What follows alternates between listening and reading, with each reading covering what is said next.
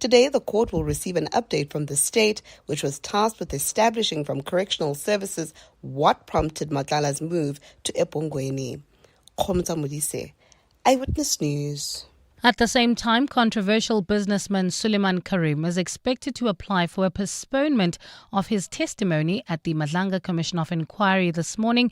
This follows his failed attempt in court to block a subpoena compelling him to appear. Karim, a staunch ANC backer, is alleged to have used his political sway to swing an SAPS tender to a company linked to tender tycoon Vusimuzi Madlala. The irregular 360 million rand tender was at the centre of testimony by a senior police official at that commission yesterday. Section head for quality management at SAPS, Rachel Matjeng, told the inquiry she was in a romantic relationship with Madlala, but says all the money she received from him was not a bribe but a romantic gift. Matjeng insists she played no role in the tender being awarded to Madlala. And I further ask if I should recuse myself from the responsibility of managing the medical surveillance and biological monitoring program. Major General Manamela indicated that this is part of my scope of work and cannot relegate that responsibility.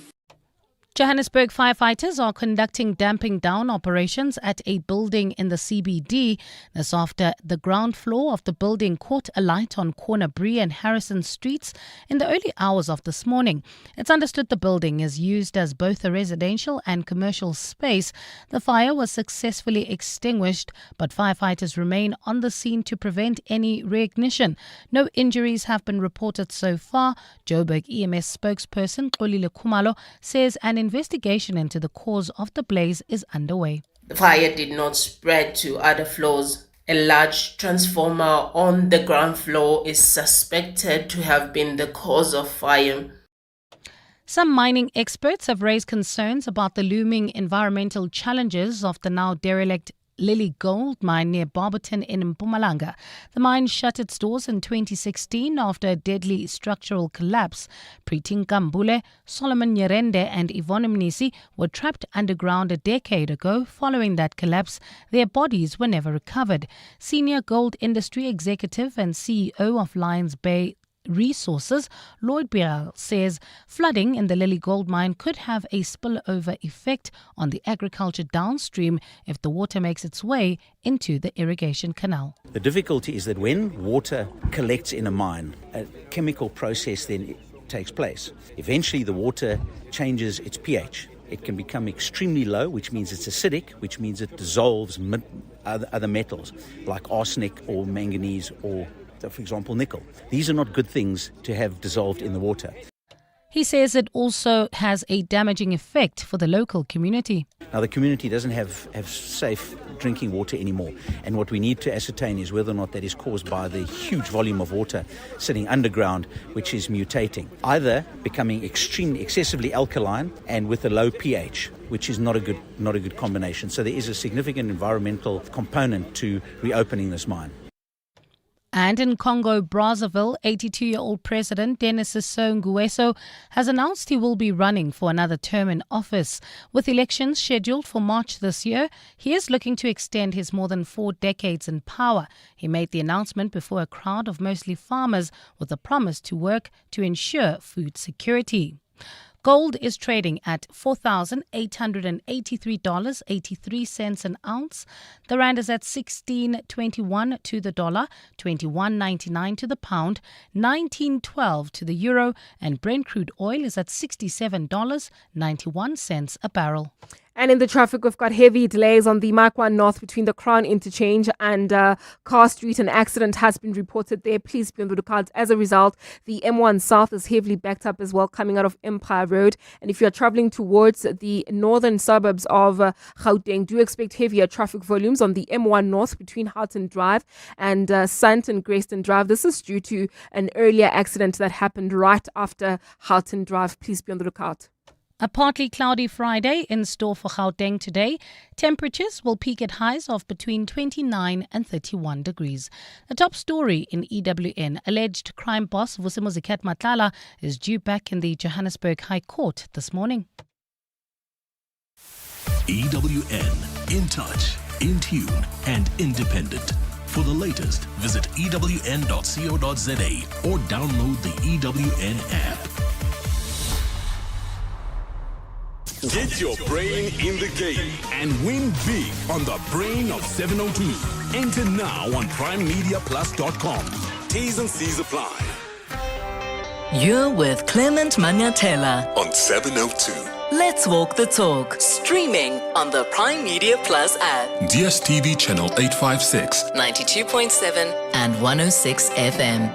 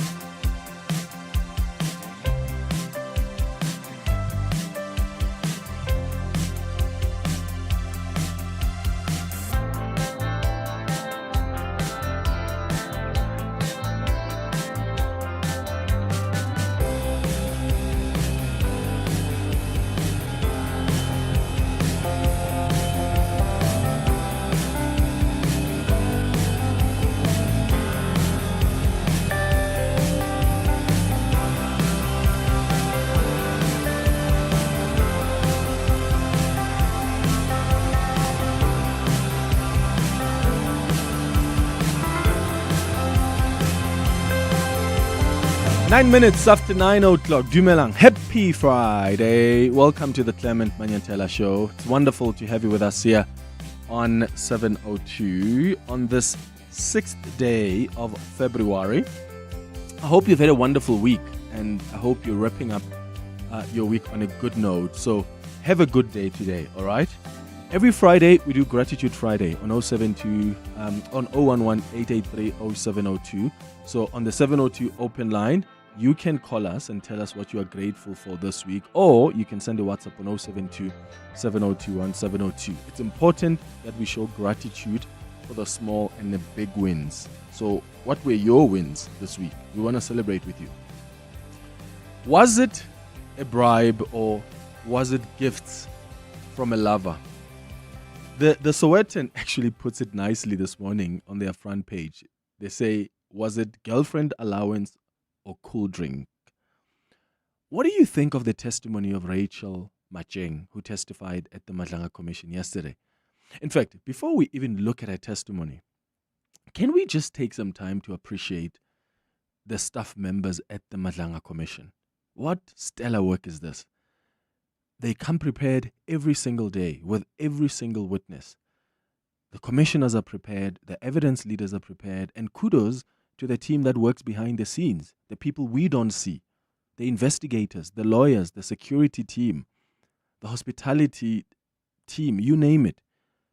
We always say when things don't go right and when we are disappointed with the commission, and I think we should continue to be critical of the commission and criticize where we feel it's necessary.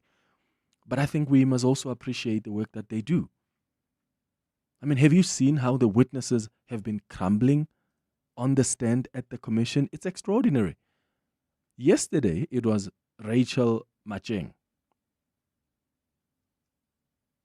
who testified. And if, guys, these are our leaders in the SAPS, we are in trouble. It's a crime scene. The SAPS is a crime scene. How can it be that so many top cops were seemingly captured by Kat Matlala? This Rachel Matjeng woman has no shame whatsoever in describing the relations that she had with Kat, even with all that she knew about him. How did Kat Matlala manage to have the back of such top cops? Forget the normal, ordinary, like lower ranking officers. How was Kat Matlala managing to have the back of a whole hawk's head in KwaZulu-Natal? Lisitja Sinona. How did he manage to have the back of a whole head of organized crime in Gauteng, Richard Shibiri? How did he manage to have the back of a whole national police commissioner, Shadrack Sibiya? Of Witness F, who's a sergeant who testified this week, of Brown Mokhotsi. I can go on and on, the top agent, and many other cops. I don't know how he was able to do it, but that was so strategic of him to do that. It now makes sense. So let's connect the dots about what came out yesterday, because I'm interested in your thoughts. The Rachel Matjeng woman, she oversaw Ket Matlala's tender, right? Just months before Ket Matlala's contract was cancelled, there was a total of about 300,000 rand that was paid into an account of a butchery, which this woman, Rachel Matjeng, provided to Ket when Ket asked for a bank account that's not hers, because this woman is friends with the owner of the butchery. But this woman now says, no, I didn't receive that money. All that 300,000 that was sent to this butchery, I didn't receive it. Because apparently, Ket Matlala owed the butchery over 338,000. So all of that money that flowed to the butchery, she didn't receive it. But she had forgotten that the commission has seen text messages of her to Ket saying, got it. Confirming that she has received the very same monies that Ket sent to this butchery. Oh, this reminds me of Digital Vibes. Remember with Digital Vibes, that's how the money was distributed. They found a supermarket in Pietermaritzburg. They found someone who owns a supermarket there, and money flowed there. And then from there, where did it go? To a certain family. And you know which family. That's how they steal money, these people. So, 338,000 goes into this butchery, but then she told Ket Matlala that, hey, I've got the payment. But she wants to tell the commissioners that, no, I didn't really receive the money because the Ket Matlala owes the butchery a lot of money because he used to come take meat there and just help the community. So the lady who is her friend didn't give her the money because the lady said, yeah, but Ket owes me. Huh? And yet, she didn't stop Ket Matlala from making another 100,000 rand to the very same account. I mean, if someone is giving you money through a third party and that money is not getting to you because that third party says that person owes them, why would you allow your boyfriend, quote unquote, to send money to the very same third party when you have not received other tranches of money? When Ket Matlala had issues with his contract, by the way, guess who intervened? She did. She appealed to service providers. So let's look at it. 113,000 rand was given to this woman by Ket Matlala before this contract, this 360 million rand contract. And then the amounts escalated after the contract was awarded. And yet, the very same woman who's receiving these amounts was tasked with overseeing the implementation of the same tender that Ket Matlala had scored.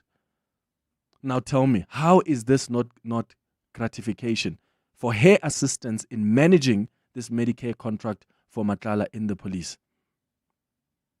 I mean, Matlala rented out cars for her. He bought her Ozempic.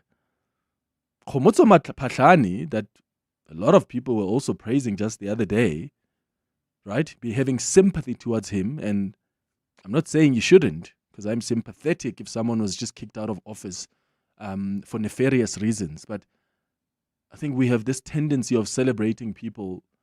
We go with the wind sometimes. Like when Becky Cele spoke, someone even called us, had the guts to say, give Becky Cele his flowers. Are you kidding me?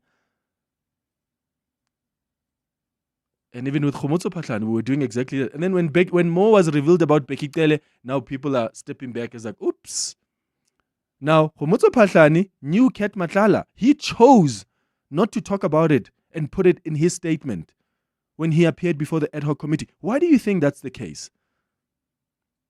Why do you think Khomotso Phahlane, who's appearing before an ad hoc committee, would leave out such an important detail when he knows that the committee's central person here is Ket Matlala and the relations he has had with everybody else? Khomotso Phahlane knew about the relationship this woman had with Ket Matlala. This woman was facilitating meetings for Khomotso and Ket. If you have a relationship with Ket Matlala and it's so innocent, why do you need a third party to facilitate that meeting for you? And then you know that we'll meet at the same spot. What does that even mean? And all these meetings are happening, by the way, early last year. Was Ket Matala not in the papers early last year? Already he was. He was linked to, accused of being involved in the Tembisa corruption. Ket Matala was already being accused of so many things. There were questions about the 360 million rand tender also. There were worries about the criminal investigation into an attempted assassination of his partner. And yet Khomotso Phahlane, during that entire time, is still pushing to meet with Ket Matala. Now take a listen to what she said yesterday, this Rachel Matjeng, as she was testifying, explaining the monies that flowed and the relationship that she had with Ket Matala. Does not make sense.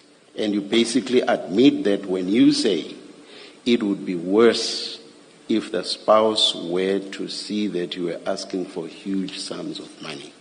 So why is it, try to give a better response, why is it that you did not interact in a manner that showed that you were romantically involved?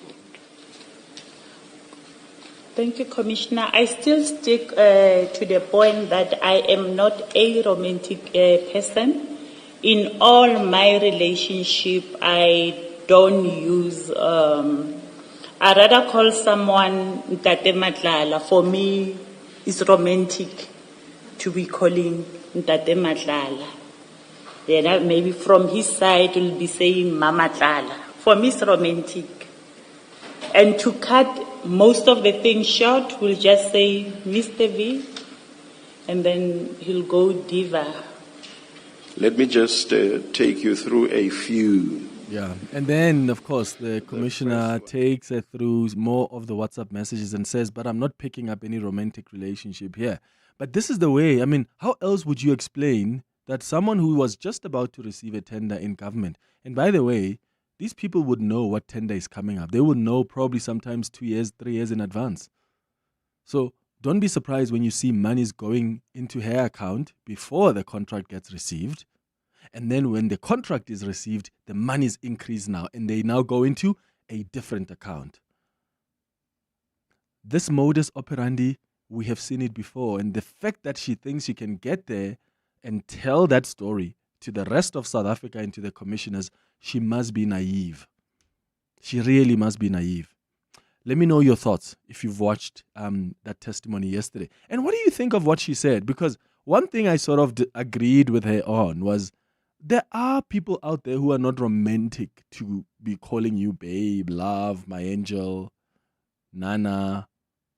There are people out there whom, to them, what is romantic is when your husband calls you Mandlovu. Huh? Or Babaga Clement. That is romantic to other people. So, are you a romantic person? Are you an unromantic person? Because our parents normally, like, they call each other, names that are different. And to them, that is romantic. And to us, that's very stoic and cold. I'd like your thoughts on that as well, on 011-883-0702. WhatsApp's on 072-702-1702. At 10 o'clock, we're going to do the Across the Desk feature. Today, I'm hosting motivational speakers. And at 11 o'clock on our sex feature, we're going to do the regular sexual health Q&A with Professor Shingai and Dr. Mpume Zenda. You don't want to miss that. So get your questions ready for that segment at 11 o'clock. That's the show coming up over the next 3 hours. Clement Manyathela, streaming on the Prime Media Plus app. DSTV channel 856, 92.7 and 106 FM. Good morning, Clement and all the lenders of 702. I'm Calvin Mlocha from Protea Glen, Extension 16. Yeah, I'm grateful today, my wife's birthday. So, and we wake up, we are good, and then I thank God for the day. So happy birthday to my wife, Annabelle Ndlovu. Thank you, Clement, for the show. Happy Friday. Good morning, Clement. Today I'm very grateful to have time spent with my son. It's been a rough journey of fights, courts, misunderstandings, and co-parenting that is really sour, but you know what? I'm happy that I get time to spend with him. Whatever issues his father has, I'd rather have him with me. And he's alive, he's happy, he's healthy, and so am I. So we're in each other's lives despite any challenges, any issues, and I'm very grateful for that. Your voice, Your station. your open line Walk the talk with Clement Manyathela. on 702. Clement, the money that police officer got from Madlanga was not a girlfriend allowance. That's a lot of money, 300,000. That's a cold drink. Where on earth have you ever seen somebody a betcha 300,000? 300,000. Get deposit ya Ferrari. That's a lot of money. No, that's a bribe. Finish and clear. Ijualo. Thank you. Daru, the proof. Yeah, Daru, but to be fair though, there are people who will bet 300,000. Eh? Maybe Nalwena, we're not there yet. But there are people who give their partners that amount of money, if not more. And I just think that's besides the point. For me, it's not the amount of money. For me, it's just look at the timeline. Like, because when you connect the dots, like the commission did yesterday, the timeline is very clear. It's very, very, very clear. These are the monies you're receiving before the contract comes, and then boom, the monies increase. I mean, can you imagine you get a 360 million rand contract? What is 360,000 rand? That's nothing. For someone who's helped you get the contract and is facilitated and is going to be overseeing that contract, there were probably more monies that were coming to this woman. But I'm also questioning, why did he want to meet? And News 24 contacted him yesterday, and his lawyer said, didn't want to talk about it. Why did he want to meet Ket Madlanga when Ket was already in the news about the charges he's facing or the allegations that he's facing? And why is Khomotso Phahlane organizing meetings with Ket via this woman? And this woman says she told her superior that, she has a relationship with Ket. And that superior was okay with that? Like someone who's overseeing a contract with a supplier to the SAPS, you are okay with this senior manager in the SAPS who oversees that contract to be in a relationship with that married person? That is not an issue of morals. That is an issue of ethics. And that's why I'm saying this just shows how it's a crime scene in the SAPS. It really is. Hi, Clement. Your question is, how did Ket manage to have the backs of all those people you've mentioned? Well, the answer is quite simple. Money and nothing else. Money, that's all. Every single individual, or let me not say every single individual in the SAPS, majority of them can be easily bought. Easily. And this is despite the good salaries that they're on. All right. Majority of them can be easily bought. That's your answer. Money. If you were Ket and you had the money as well, you'd be able to do what he did. Thanks. Wow, for Monday. Morning, Clement and the team. When I listened to her, Rachel Matjeng's testimony, I was thinking, okay, she's honest and she doesn't want to be caught out. And then halfway her testimony, oh my word, that whole testimony just collapsed. For me, I know that deep down she knows that there was no relationship, because you can see that those monies were way too much for money just for a relationship, if we are just being honest. And for me, there's something fundamentally wrong with how our police people, like how they operate when it comes to their job. They don't seem to have a boundary. There's too many blurred lines that are so intertwined, and they don't even see when they're doing something wrong. So I think that needs to be looked at very seriously. Good morning, Clement. I think the lady is either very naive or she knows that there's actually nothing that's going to happen to her. Yeah. Like you say, we've seen this story before. I'm just waiting for those things to come home to roost to see if exactly that which all the country is thinking about, that there needs to be some sort of accountability. I mean, she's naive to even think that we believe her. I mean, it's either she's very naive or she knows that nothing really is going to happen. I don't know. But I don't believe her. I'm just waiting for the time to see what action will the president really take with everything that's been said in the Madlanga Commission. Now from Vandabeo. Thank you. Oh, no, I absolutely agree with you. I think you're actually right there. This woman probably just knows that nothing is going to happen to her. I mean, who comes in front of the entire country and speaks like that? So nonchalant, and creates a story that somehow she has also come to believe, and she thinks we're just easily going to believe. And the fact that she may or may not have had relations, whether sexual or not, with Ket Matala doesn't change the fact that there was still a business relationship here seemingly that was happening. But she wants us to believe, no, this was more romantic. No, I think you're right. This woman probably knows that nothing is going to happen to her. She's one of the people, by the way, that special task team the president has directed be established will be investigating. But is she going to end up in orange overalls? Really? You think so? Where are the people that stole money from the health department through Digital Vibes? Do you think they're in orange overalls? No, they're not. They're continuing with their life. They're living great lives as we speak.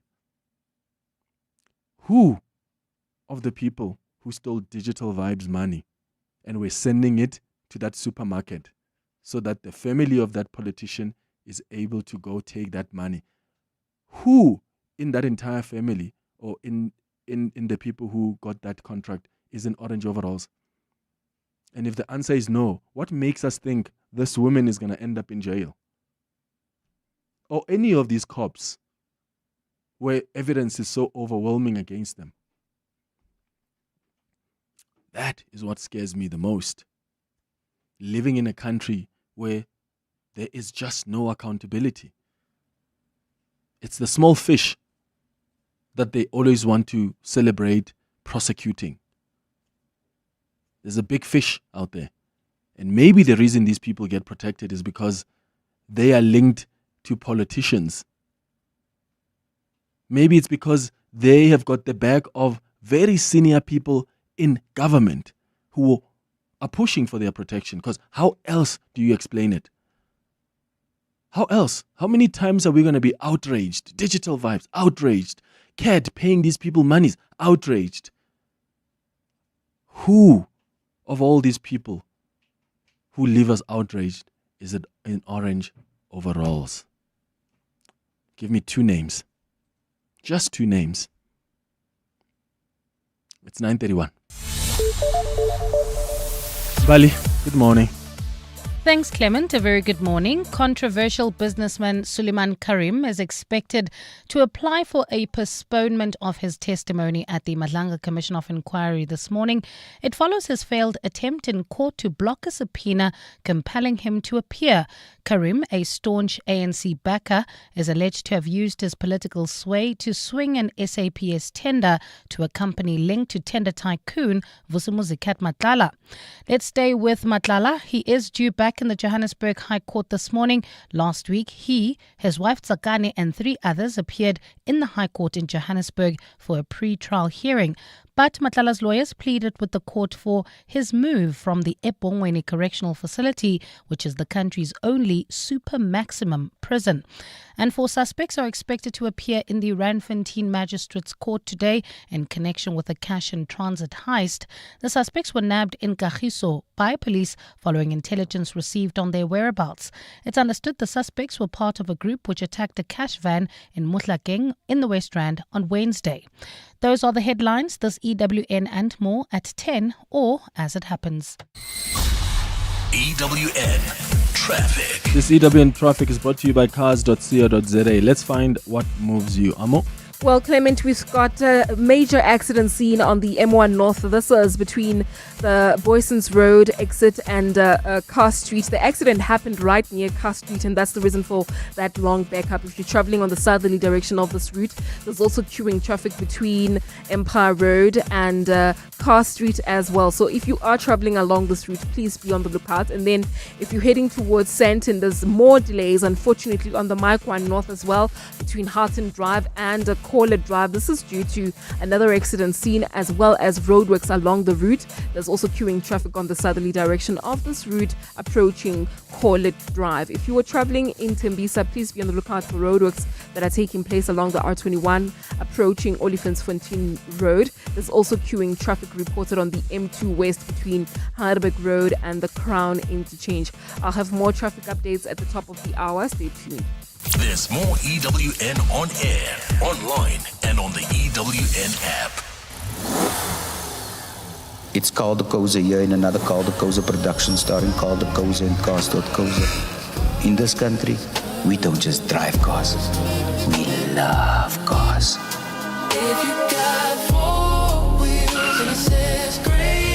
So slide into our DMs on WhatsApp and let's find what moves you.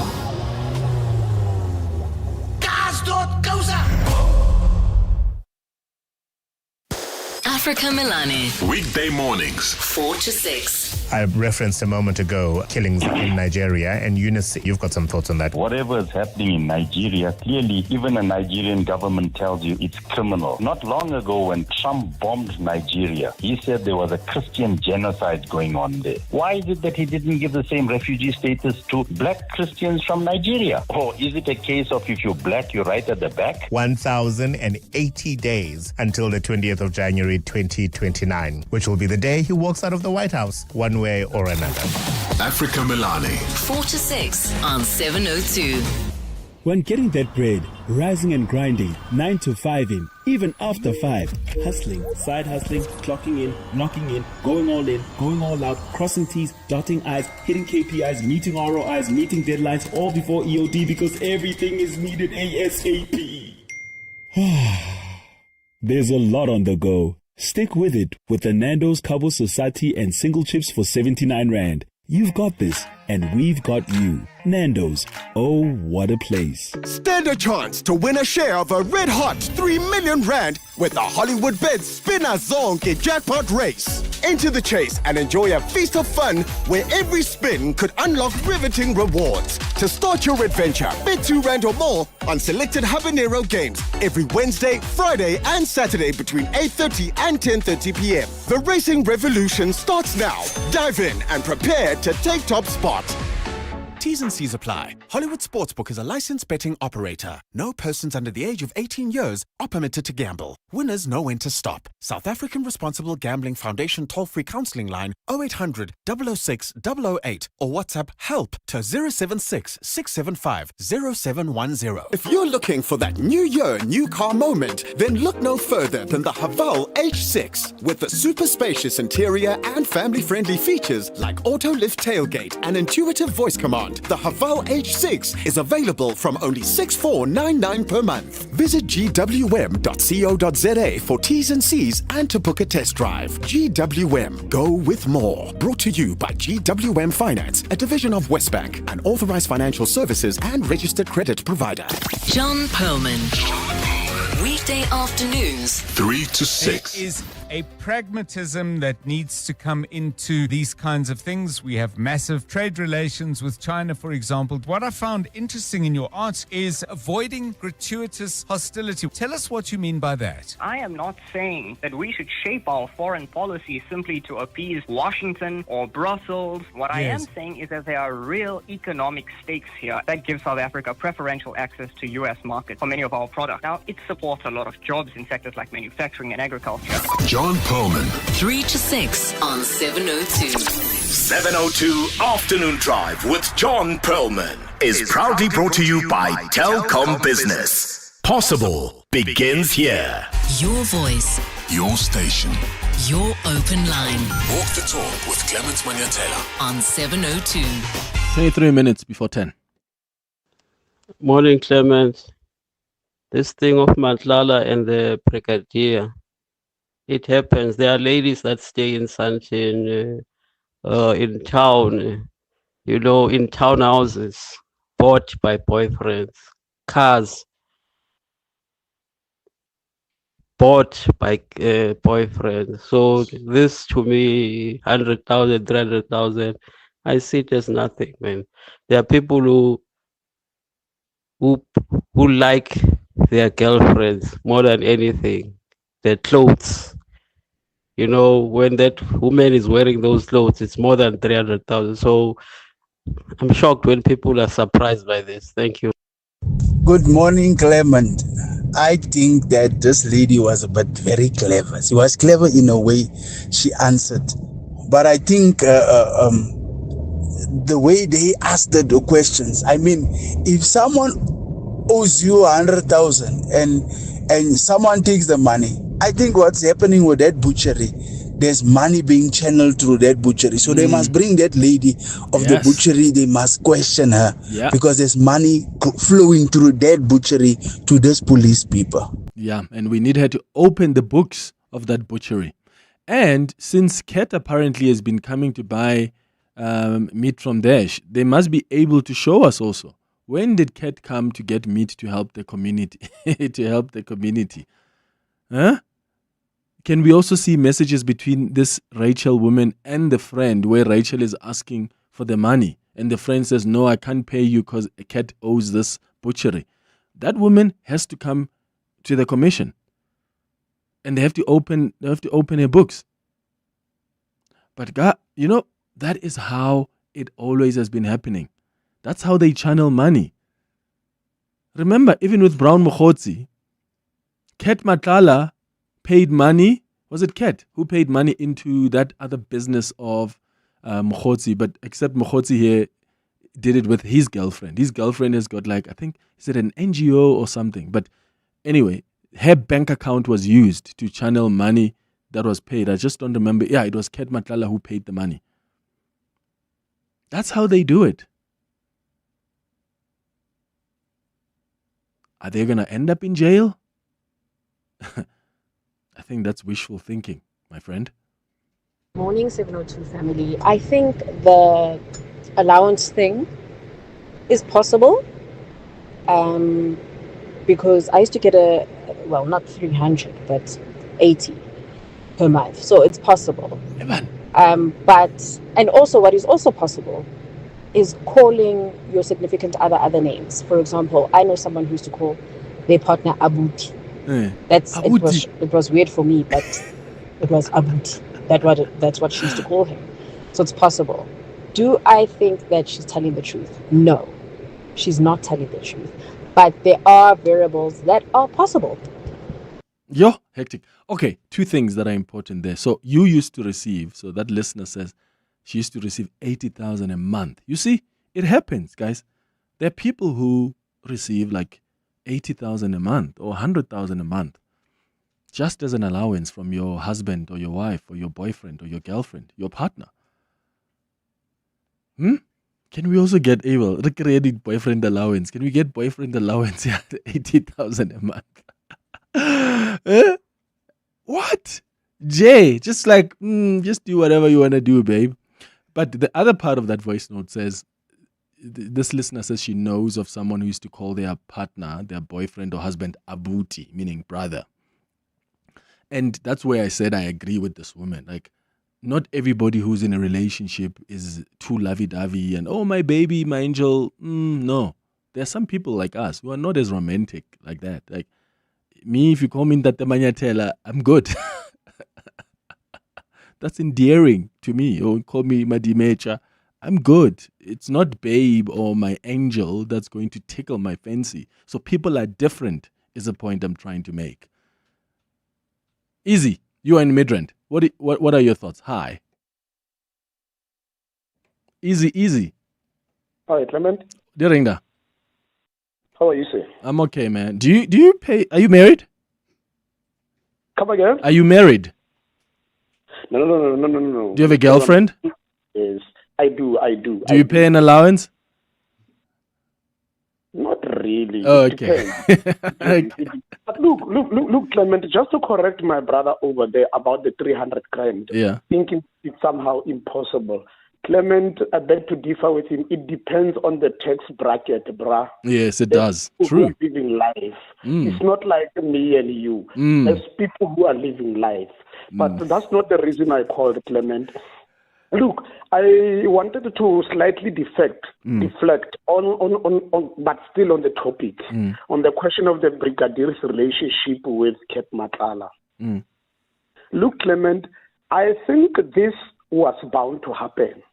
For as long as we are not willing to introduce mandatory lifestyle audits and stringent processes of vetting for people who are holding positions of higher authority, will still be here post-Madlanga Commission.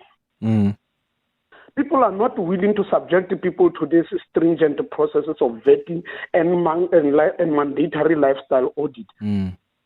To an extent, yes, and indeed, Clement, people, this is symptomatic of the type of a society we are. This is a macrocosm of our society. For example, I work in this other office. Each time you tell a person, now I'm working in this particular office, they're like, wow, what are the chances of you organizing me a tender or hooking me up with people? So people from supply chain and authorities must be subjected to mandatory lifestyle audits. Because our society is also corrupting us. Yeah, true. Yeah, easy in Midrand. Absolutely. Thanks for your call. Pastor Williams, what do you think? You're in Pretoria. Yes, good morning, Mr. Clement. Sure. Yeah, my point is that this woman, honestly speaking, the money that she was receiving, it was for cold drink, nothing much. And, when people are in a relationship, because it was not an official relationship that she can board and say, I was in a romantic relationship with this guy, So the fact of the matter is that this lady, the money that he was getting was for cold drink. That's it. Pastor William, thank you. Semi, you're in Centurion. What do you think? Good morning, Clement. Sure.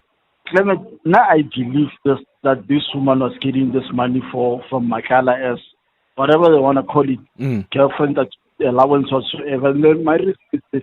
Remember, Makala was not working for this money, right? He's not like me and you. So for him, it was just a bottomless pit. He knows that he's just going to get it anyway.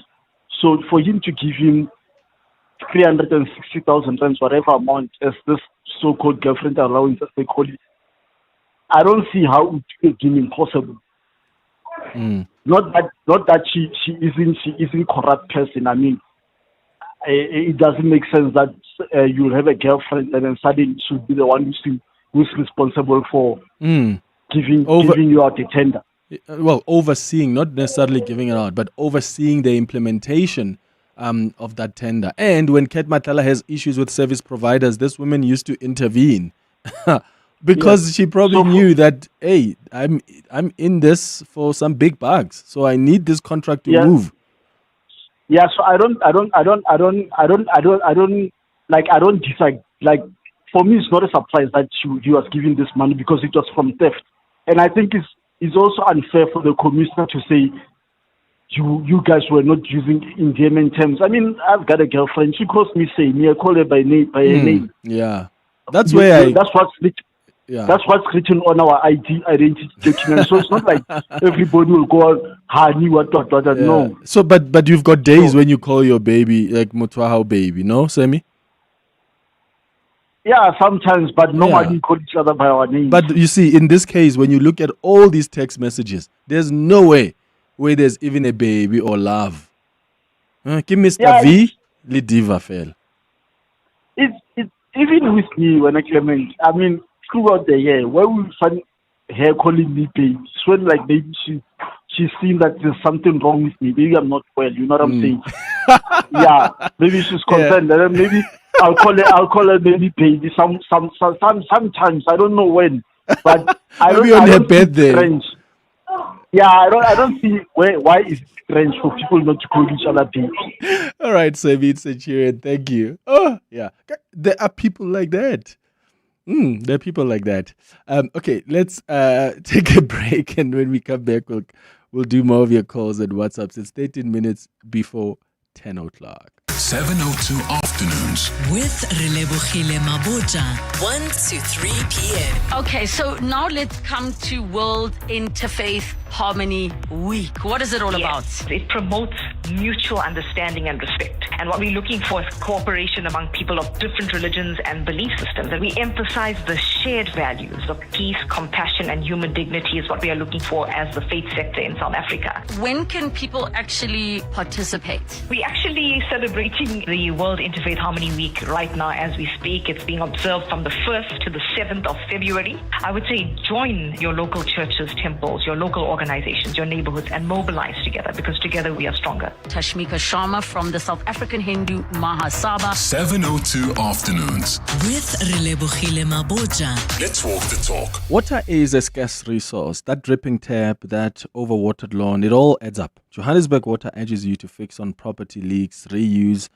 grey water, and reduce unnecessary use. They are intensifying leak repairs and upgrading infrastructure to reduce losses. So by working together and changing daily habits, water resources can be safeguarded and supply secured for future generations. Brought to you by Johannesburg Water, a water and sanitation utility that cares. Clientele is here to safeguard you and your family with compassion, because life happens. Be part of a family that truly cares. Our funeral dignity plans have helped South Africans bury their loved ones with dignity for more than 30 years. Let us help you create a meaningful tribute that honors your life and those of your loved ones. We pay out within 24 hours, and you will get double accident cover with a clientele funeral plan. Our plans are affordable. Pick the option that suits your needs. It's easy to apply. No medical examinations and no paperwork. SMS funeral to 31586. That's 31586. Clientele Life is an authorized FSP and licensed life insurer. T's and C's online. Standard rates apply. It's 2026 and the Haval H7 is here to celebrate the urban adventurer in you. Available in 4x2, 4x4 and a hybrid electric engine for enhanced performance and everyday versatility. The H7 is yours from only 7,699 per month. Visit gwm.co.za for T's and C's and to book a test drive. GWM, go with more. Brought to you by GWM Finance, a division of Westbank, an authorized financial services and registered credit provider. Your voice, your station, your open line. Walk the talk with Clement Manyathela on 702. 10 minutes before 10 o'clock. Morning, Clement. We used to throw parties in Pretoria back in the day, and then Walkett and them would be there. And I think this lady does not fit the type. I'm sorry. But then, cause she doesn't. And even though we were to say, Cat, we evolve, and then he has matured. He has matured to bo Tebogo Tobejane, Libo Display Queen, Libo Kanakibo Mang, his current wife, Botsakani. I think the new spin to that, besides we do get people who get allowances double 500,000, you know. Was it Boyti Tulo, yeah, or something said Horiana she gets 500,000, but baby girl is not the type, so she mustn't come here at Buela Maka.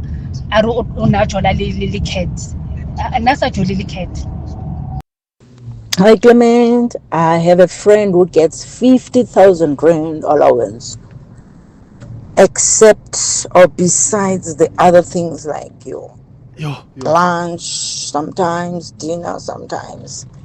So in a month it can go up to 70,000. Okay, yeah, okay. So every month 50,000 just drops in your account. Get allowance, babe. Do whatever you wanna do. So lovely, eh?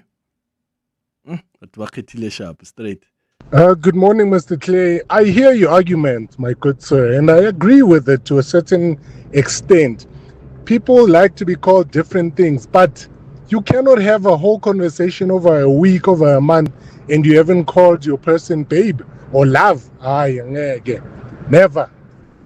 Mr. Manyathela, I get in trouble by calling other people Standra Sam, and if my girlfriend sees that, I'm in trouble.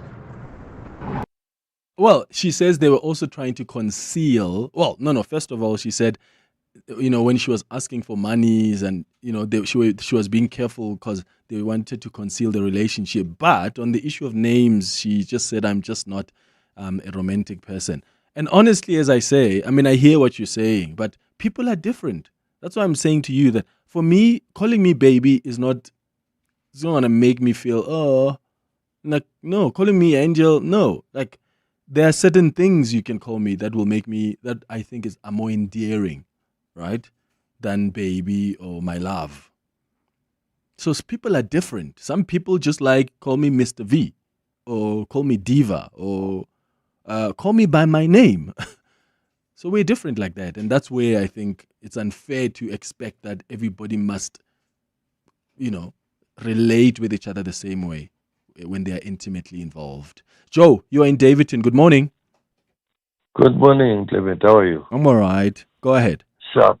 Clement, I beg to differ with the caller who says Madlanga is unfair. When you're sitting in such forums, you look at the sequence of events. Do you understand? Now, this woman, yes, she says she's romantic. Number two, the money got in just before this man got the tender. Do you understand? So, we are looking at probabilities and improbabilities. Does that not render a version improbable? It's improbable. She's lying. Yes. Money, this is not the reason. Yeah, money laundering. This is how money laundering, probably a classic definition of money laundering. Joe in Davidton, thank you. Tabo, you're in Sentin. Good morning. Good morning. What do you call your partner? Mama. Mama. Hey! And what do you call Mama Wahao? What do you call your own mother if you're calling your partner? Give me the Masadi Mahol. Masadi Mahol. Okay. Do you give her an allowance? And yes, I do. Oh wait, does she give you an allowance? Oh, you give her? Of 30,000 every month. 30,000 every month. Yes. You guys married? It's possible to call your partner you fetch it. So are you guys married though? No, we're not married. Okay. So and that 30,000, it's for her to do whatever she wants with. No, it's for me to do whatever I want. Wait, she pays you? Yes. Hey man, Tabo, kere ile kae man or bo chelere.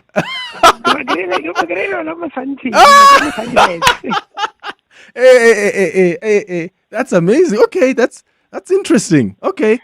And so you don't give her an allowance, she gives you? Is she older than you? Is she younger than you? Yeah, she's 4 years older than me. Okay, 4 years older than you. All right. Yeah. Yo, Tibos, all the best, eh? Are you gonna marry her? No. Are you gonna marry her?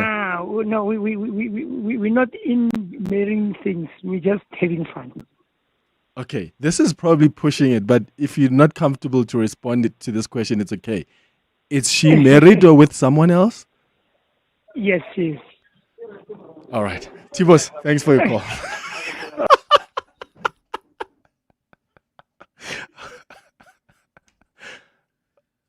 Your voice. Your station. Your open line. Walk the talk with Clement Manyathela on 702. Hi, Clement. Jake's here. It's very, very simple. This woman is lying. If you receive an income from your partner, why would there be a need to pay it into someone else's account? I mean, then it's an income. It's why pay it into a butchery's account? It just doesn't make sense. So whether it happens in certain cases or not, that might be true. But in this case, I think she's lying. Have a good day and a good show. Thanks for the show. Morning, Clement, to your crew there, and morning to everyone else who's listening. Yeah, Clement, I think Mede was just trying to redirect the views of the commission to making them believe that she was in a romantic relationship with Kat, so as to create an alibi for what had been found to be conversations of a nature that would suggest a payment from someone to the other. Yeah, and I think also you are right to say CAT was strategic. He had a pool of SAPS officers and officials, and he had to have the big fish in that pool, which is these brigadiers and, all these top cops. There's much to say about where South Africa is, and even more about where it's going. On Thursday, 12 February, President Cyril Ramaphosa delivers the State of the Nation address, live from Cape Town City Hall. 702 Cape Talk and Eyewitness News will be there, analyzing every word and bringing you the news as it breaks. From the build-up to the address to the conversations that follow. Join Clement Manyathela and Mandy Weiner for live coverage and in-depth analysis from 6 to 10 p.m. Live on the radio or live stream on the Prime Media Plus app. Sona 2026. Thursday, 12 February. Live on 702 Cape Talk and EWN. Congratulations to the recent Powerball jackpot winner who bagged a mind-blowing jackpot of over 178 million rand. Here's what they said. Winning the second highest ever recorded Powerball jackpot in Mzansi through my FNB banking platform is unbelievable. I only played with a 15 rand wager. Thank you, Tuba, for making my dream a reality. Play Powerball and Powerball Plus for 41 million rand in total estimated jackpots this Friday, and you could win big. Buy your tickets now in store on nationallottery.co.za, the mobile app, cell phone banking, or simply dial *120 *7529 hash for USSD. Panda, Pusha, play. Players must be 18 years old or play responsibly. eTuba is a proud operator of the National Lottery. There's heading out for the weekend, and then there's heading out for the weekend in your Ford Everest. With terrain modes for any road conditions and seats comfier than your leather couch, it's not just traveling, it's exploring.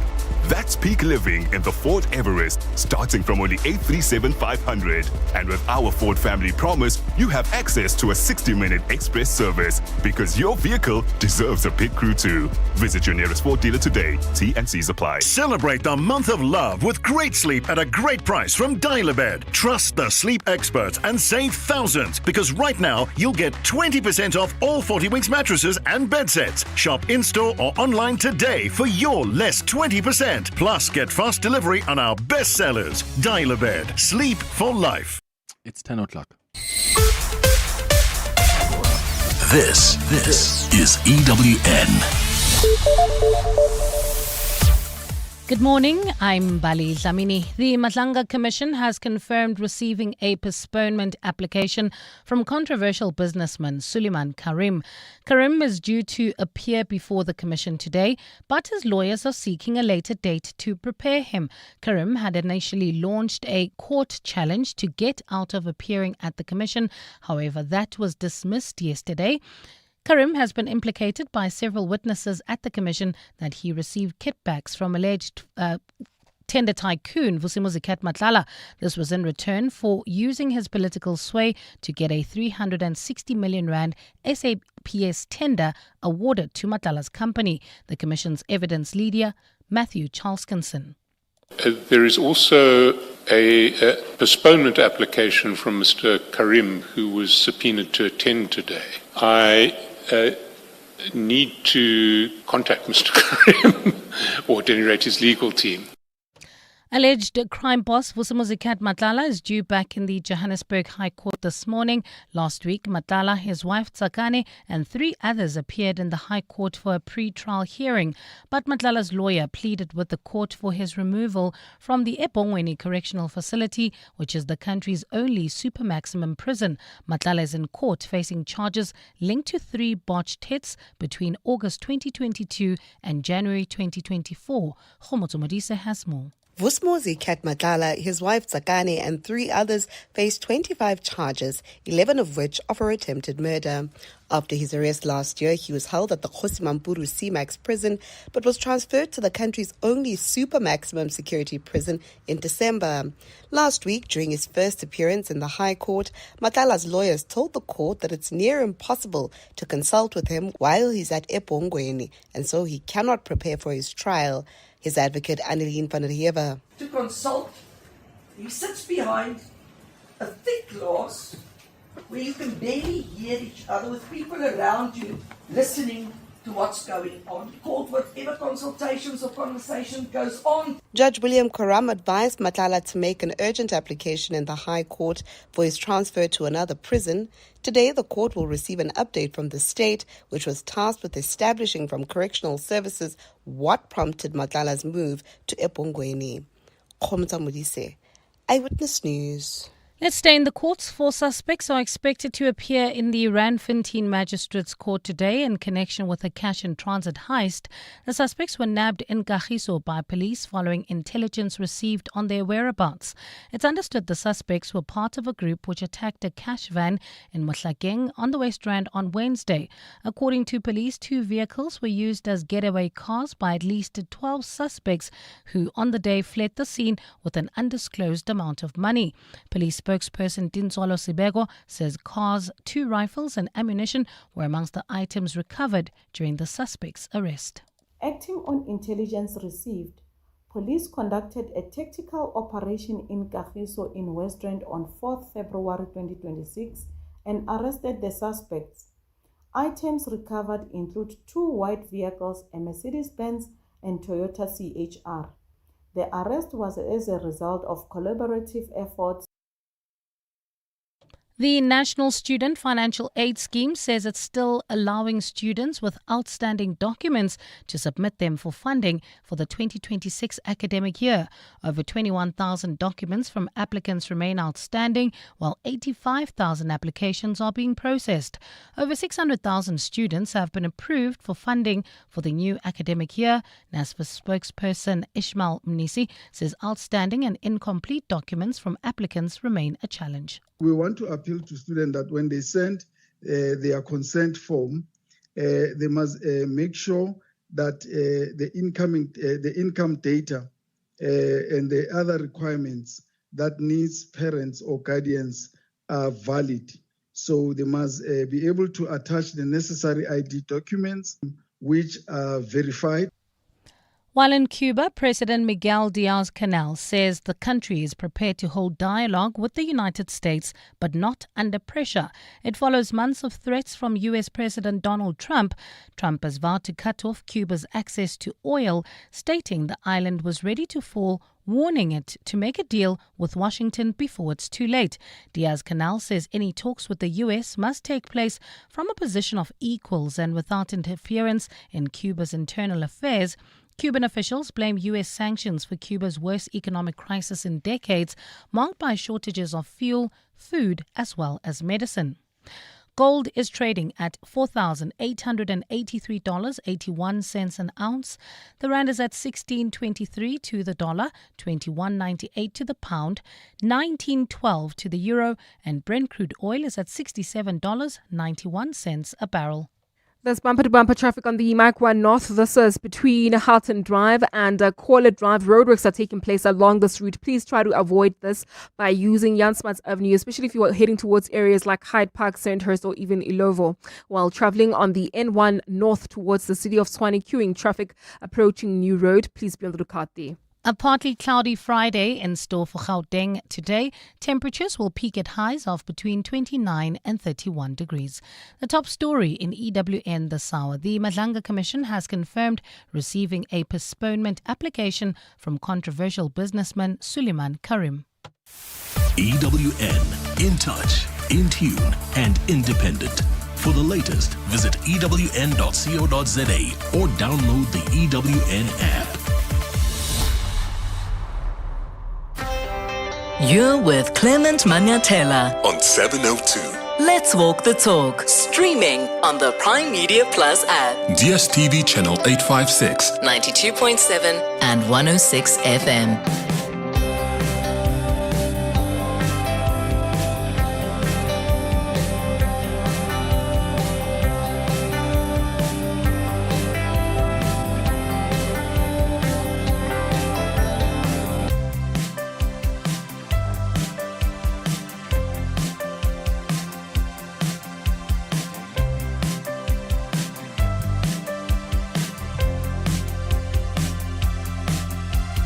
7 minutes after 10 o'clock. Dumelang, welcome to the second hour of the Clement Manyathela show. Thank you for staying with us here on 702.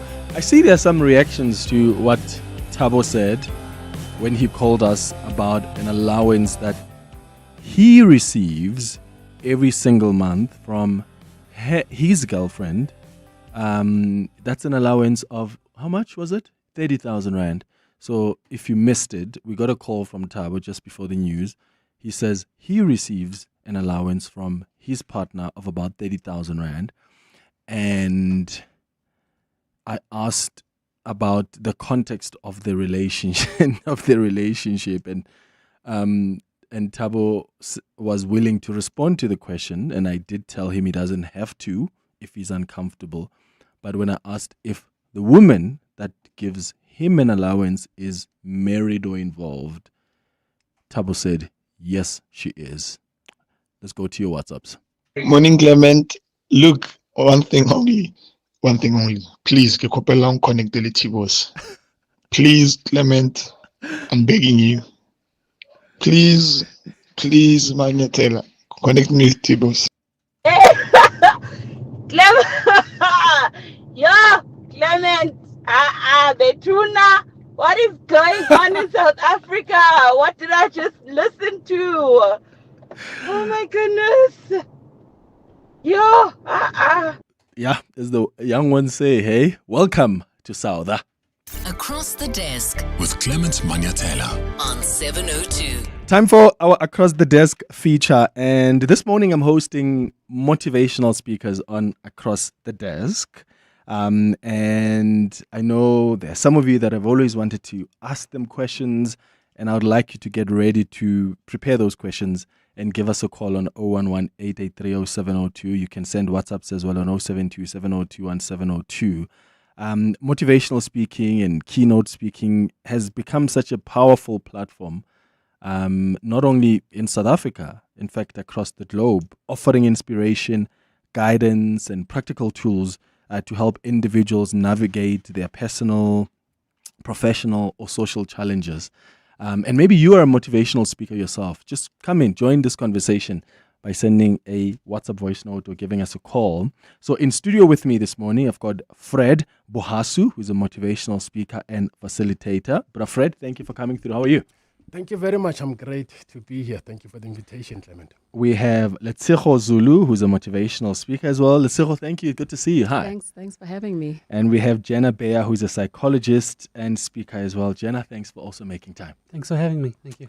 I want us to start with just your journeys and how it started. And we'll start with you, Fred.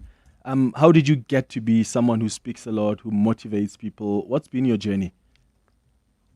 I wish you were correct when you say that speaks a lot. People that speaks a lot. You don't speak a lot? But it has been a very interesting journey, plus minus 25 years, I believe. But then I started taking it seriously 21 years ago. Basically, what happened is that I'm a head boy of the school, or president in Mamelodi. Started there? Yeah. Okay. Then obviously, like the first time they elect you, then everybody speech. Yeah. Then I make a speech, like everybody goes wild. Then the teacher said, you need to take this thing very serious. Yeah. I was like, okay. And then a few months later, Dr. Molapo comes. He's been invited to come and speak. Our school was being, there was a company actually sponsoring the school. So he comes, we share 20 minutes. He speaks for 50 minutes, I speak for 5 minutes. He gets about 20K. This is plus minus, like many years ago. He gets that amount of money. Then I was like, yeah, this is a lot of money. Then I said to him, Doc, I believe that one day I would work with you. I would really like to work with you. Basically, that's how the whole thing started. Then obviously through, we started a non-profit organization as well, 21 years ago. Then we started going to schools, doing it for free for so many years. So basically, that's how my journey started into the public speaking. Yes. And how about you, Jenna? So a few things. So as I'm a psychologist, and it came from a few areas. Firstly, countless stories of gender-based violence and seeing the trapping feeling that students experienced. And of course, the fact that I'm a trans woman and had been hiding for 30 years. And so what I could relate to was that the psychological impact of feeling trapped. And so there were two catalyst moments, the one being collapsing in a shopping center in 2014 in Cresta. And that was the moment where I was like, I can't hide anymore. What happened? So I was in Cresta, obviously, and hadn't started hormone replacement therapy or anything, but I was trying to pass. And then I was in the middle of the shopping center, so I had this feeling like escape wasn't possible. And then I was just being stared at from every corner, and then lo and behold, I collapsed, and I had a panic attack, and I was surrounded by a group of people. Sure. Yeah, so it was that and stories of gender-based violence. And so to sum it up, what I've experienced from that and my journey is that when people have experienced oppression or bullying over a period of time, there comes a point where you can believe the person to the point where you start to feel that you are undeserving as a human being, undeserving of love, undeserving of happiness, undeserving of a good life. It's like taking a cricket bat and a pillow and smacking the pillow until there's nothing left inside. And so I saw that feeling in me, that undeserving feeling, like my life was less than or I didn't deserve. And then I saw that in my clients as well. And then I saw it in social justice as well. So there was a kind of a synergy between the three. Yeah.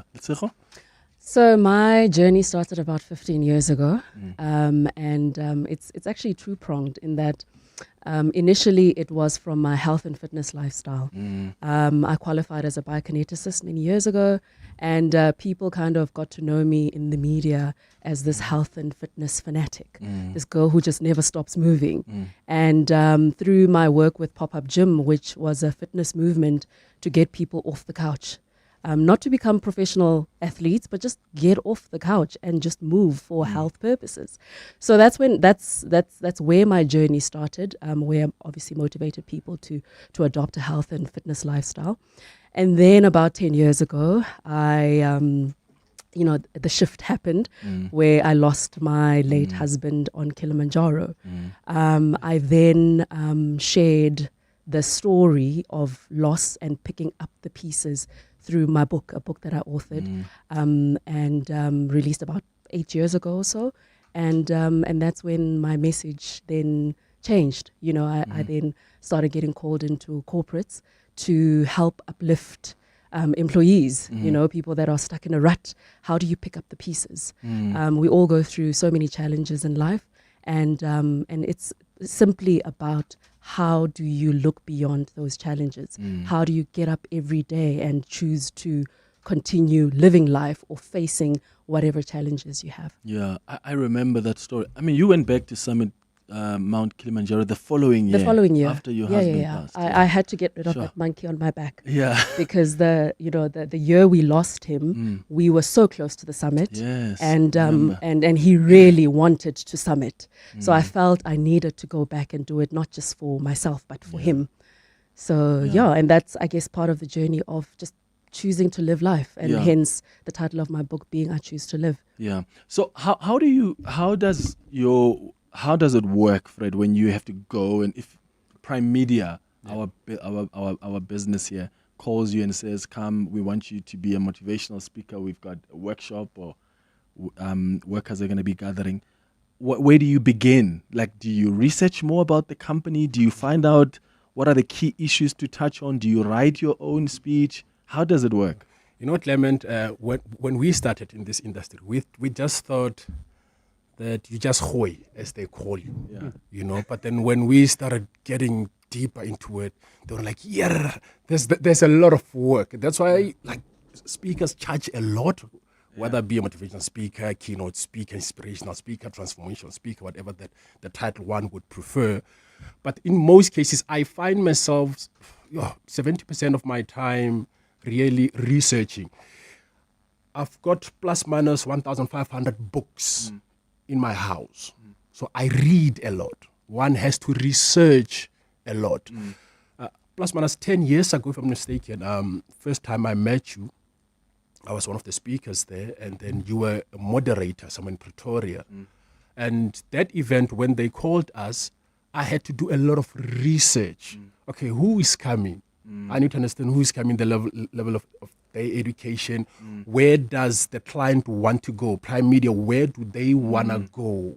What do they want me to help them? What are the challenges? So there's a lot to obviously to study and then to research. But then at the same time, it's up to you on how you tailor make the program, because speakers differ. We differ a lot.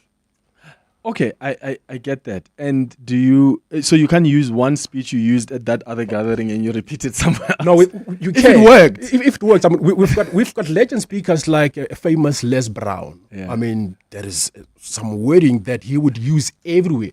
There are even companies that would say, please We use want that. We want that. So it Okay. depends on how you deliver that and exactly what is it that the clients want. But then you can't do that. Yeah. But then obviously you don't want to get used to that. And it's all about what is the client looking for at the end of the day. Because Yeah. speakers, when we got into the speaking industry, we thought that you're going to be famous and rich. 21 years later, none of those. I haven't experienced any of those. So it's all about people and the organization. It's not about you. Yeah, yeah. And Jenna, I mean, given the space that you're in, Yeah. for you, when you walk away from after you have uplifted people, or you've motivated people, or you've shared your experience, like, do you normally interact with them? Because I imagine because of what you've experienced in your own journey, people normally want to come and share their own stories with you. Not only will I interact, but interaction is paramount. And the Uh-huh. reason for that is because I did the opposite for 30 years. Yeah. I hid for 30 years. So I'd actually be doing myself an injustice if I didn't. Mm. So whether it's during the talk, whether I'm sort of conversing and they're asking questions, or whether it's afterwards, absolutely yes. Because the thing people want most is they want relatability, number one. And two, given my situation, whether it's transphobia, history of racism, sexism, what people can relate to mostly in this country is our history of dehumanization. And of course, dehumanization is very prevalent at the moment if you just read the news. So relatability and to connect to my soul and to get to know me, because when you keep hearing hateful rhetoric, you can be you versus the other, and then they can see me as the other, and that's when they can, dehumanize, pathologize, or just look down on me. So I want them to see me as well, not just the image or the definition of a trans person. Yeah, and your approach, let's say, is it? Do you also like more research and make it more about the organization, or you always start with your own journey because you want to hit that relatability nerve? So it's not just the relatability; it's authenticity. Yeah. You don't want to fabricate. You don't want to fabricate stories. I know myself the most. No one else knows Letsogo as much as I know Letsogo and her journey. So I always find a way to weave my life experiences into what the corporate wants to achieve. Obviously, I always get a brief from the corporate, and then I also do my own research in terms of the audience that I'll be speaking to. Who are they? I'll ask questions. I want to know how old are they, male, female. Are there any significant stories that I need to know? And depending on what info I get, I always do an icebreaker to get to know the people that I'm speaking to. Yeah, because you want to be relatable. You want to read the room and understand the room. Otherwise, your message gets lost. Yeah. How do you guys come up with icebreakers? This is now a tip I want for myself, because sometimes when I MC events and I'm like, I need something to begin with, and because I'm not a funny person. I don't think I'm that funny, so I can't come up with a joke. Like, how do you come up with an icebreaker? Is it more of a joke to you, or do you ask the audience like a question and they respond? No, I'm not a comedian. Yeah, because I'm not sometimes funny. it's like, guys, not a comedian. Hey, don't come here expecting to laugh. Exactly. So I find ways to ask a question or get them to converse, whether it's with me or with each other. Yeah. You find in a lot of organizations that, maybe I'll be talking to 100 people, 50 people. And although they all go to the same office every day, a lot of them don't even talk beyond, hi, how are you? That's true. Yeah. So I get them to talk to each other, and then I somehow get them to talk to me. Yeah. So, there's Google as well, Clement. I must use that. Google is your friend. And AI. For ideas, right? Yeah. But the best is to just get people talking, because, and I didn't always use icebreakers. It's something that I probably started using about 2 years ago. Previously, I would just get in, I'd have the info that I had collected before the talk, and I would just deliver my keynote. And then I found that you could literally hear a pin drop. Everyone is just glued and they're just listening. But I don't like monologues. Yeah. I want to interact. Yeah. I want Dialogue. feedback. I want dialogue. It's not a monologue. Yeah. So hence I then started utilizing icebreakers. And also, it will also depend, Clement, on what is your strong point. For example, she's talking about icebreakers. I also come in a field where we do a lot of timbles. Like most of the times I find myself in timbles. And so like the icebreaker thing, plus minus 20 years, this is what I do week in, week out as well. So at least it's also like part of my strong point, but then it will depend on what is it that you are good at. For example, I know a gentleman called Brahek Tamtawi as well. He's a speaker, he's been speaking for a while. He's got a lot of energy, the humor. I mean, that it works for him. Then you will have another gentleman called Tatapili Silikane. He doesn't really have that, but then his presence, the way he would start, it works for him. So it will depend on, because you can... When I try and do an icebreaker, then all of a sudden, you mess it up. So it will depend on don't laugh. what is it. I'm packing my bags. It's not about the laughter, though. Yeah. You don't necessarily need laughter. We're not comedians, guys. We're not. Yeah. So also don't try to mimic someone else. Yeah, Be that's authentic true. to yourself. Yeah. And somehow weave your message into the conversation. It's about getting people talking and getting people to share their own experiences as well. The key thing for me is you don't want people to feel like they're just attending a talk. Mm-hmm. There's a difference between attending a talk and feeling a part of it. The inspiration I got also is, this SA20. You're not just attending the game. It's like you feel like you're an extension of the team. And so when I'll start a talk, I'll start emotionally. I'll talk about myself, something from my soul, and suddenly it feels like there is a relationship, not just that they're attending a talk. Yeah. That's the key for me. Now, the question is, do you get nervous? Of course. I mean, absolutely. All the time. All the time? Yep. Well,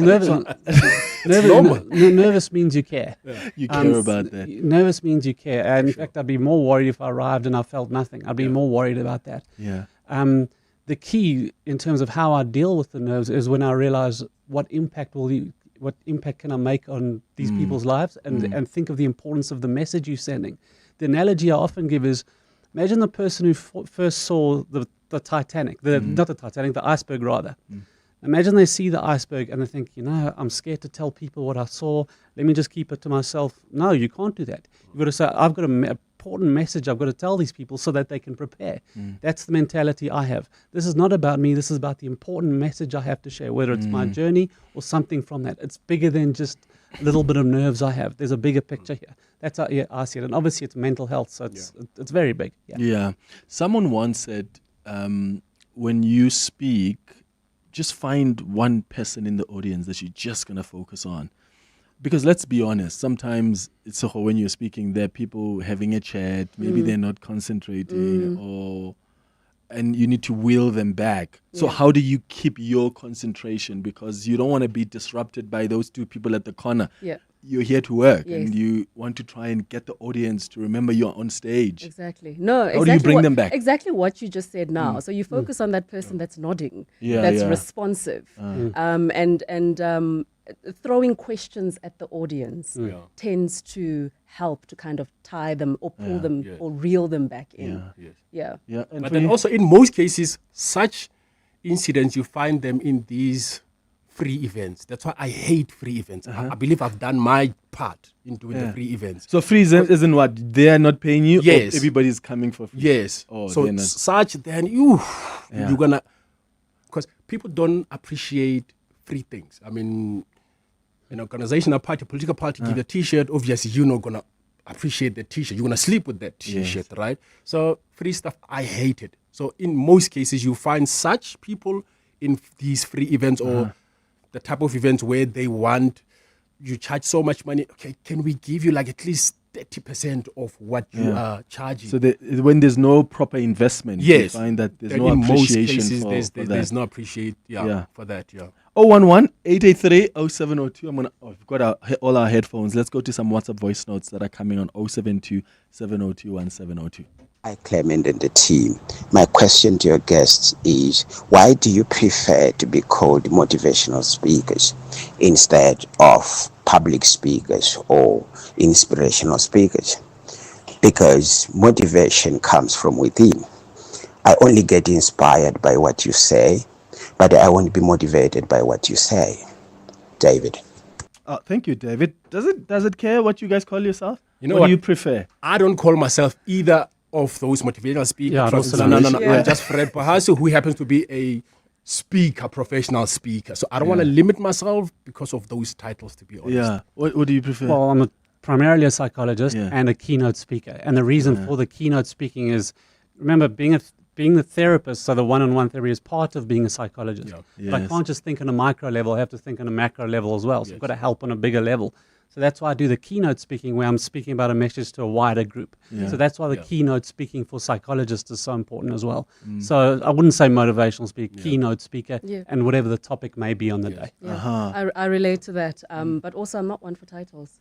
Yeah. Call me a messenger if you want. Yes. I like that. Because, for example, also Clement, you find that we are also accredited, certified life coaches as well. Because motivational speak like this thing, the industry is broad. Because I also do one-on-one, those life coaching as well. So titles, I try not to be limited by a title. Yeah, got you. All right, 011-883-0702 is the number to dial. You can send your WhatsApps on 072-702-1702. I'm hosting, call them what you want to call them, messengers, inspirational speakers, keynote speakers. On our Across the Desk feature this morning. What question have you always wanted to ask them? You can send your WhatsApps as well on 072-702-1702. We've got Fred Bohasu, we've got Letseho Zulu, and Jenna Bear. We're going to get the latest in Eyewitness News headlines now, and when we return, I'm going to start with more of your calls and WhatsApps as well.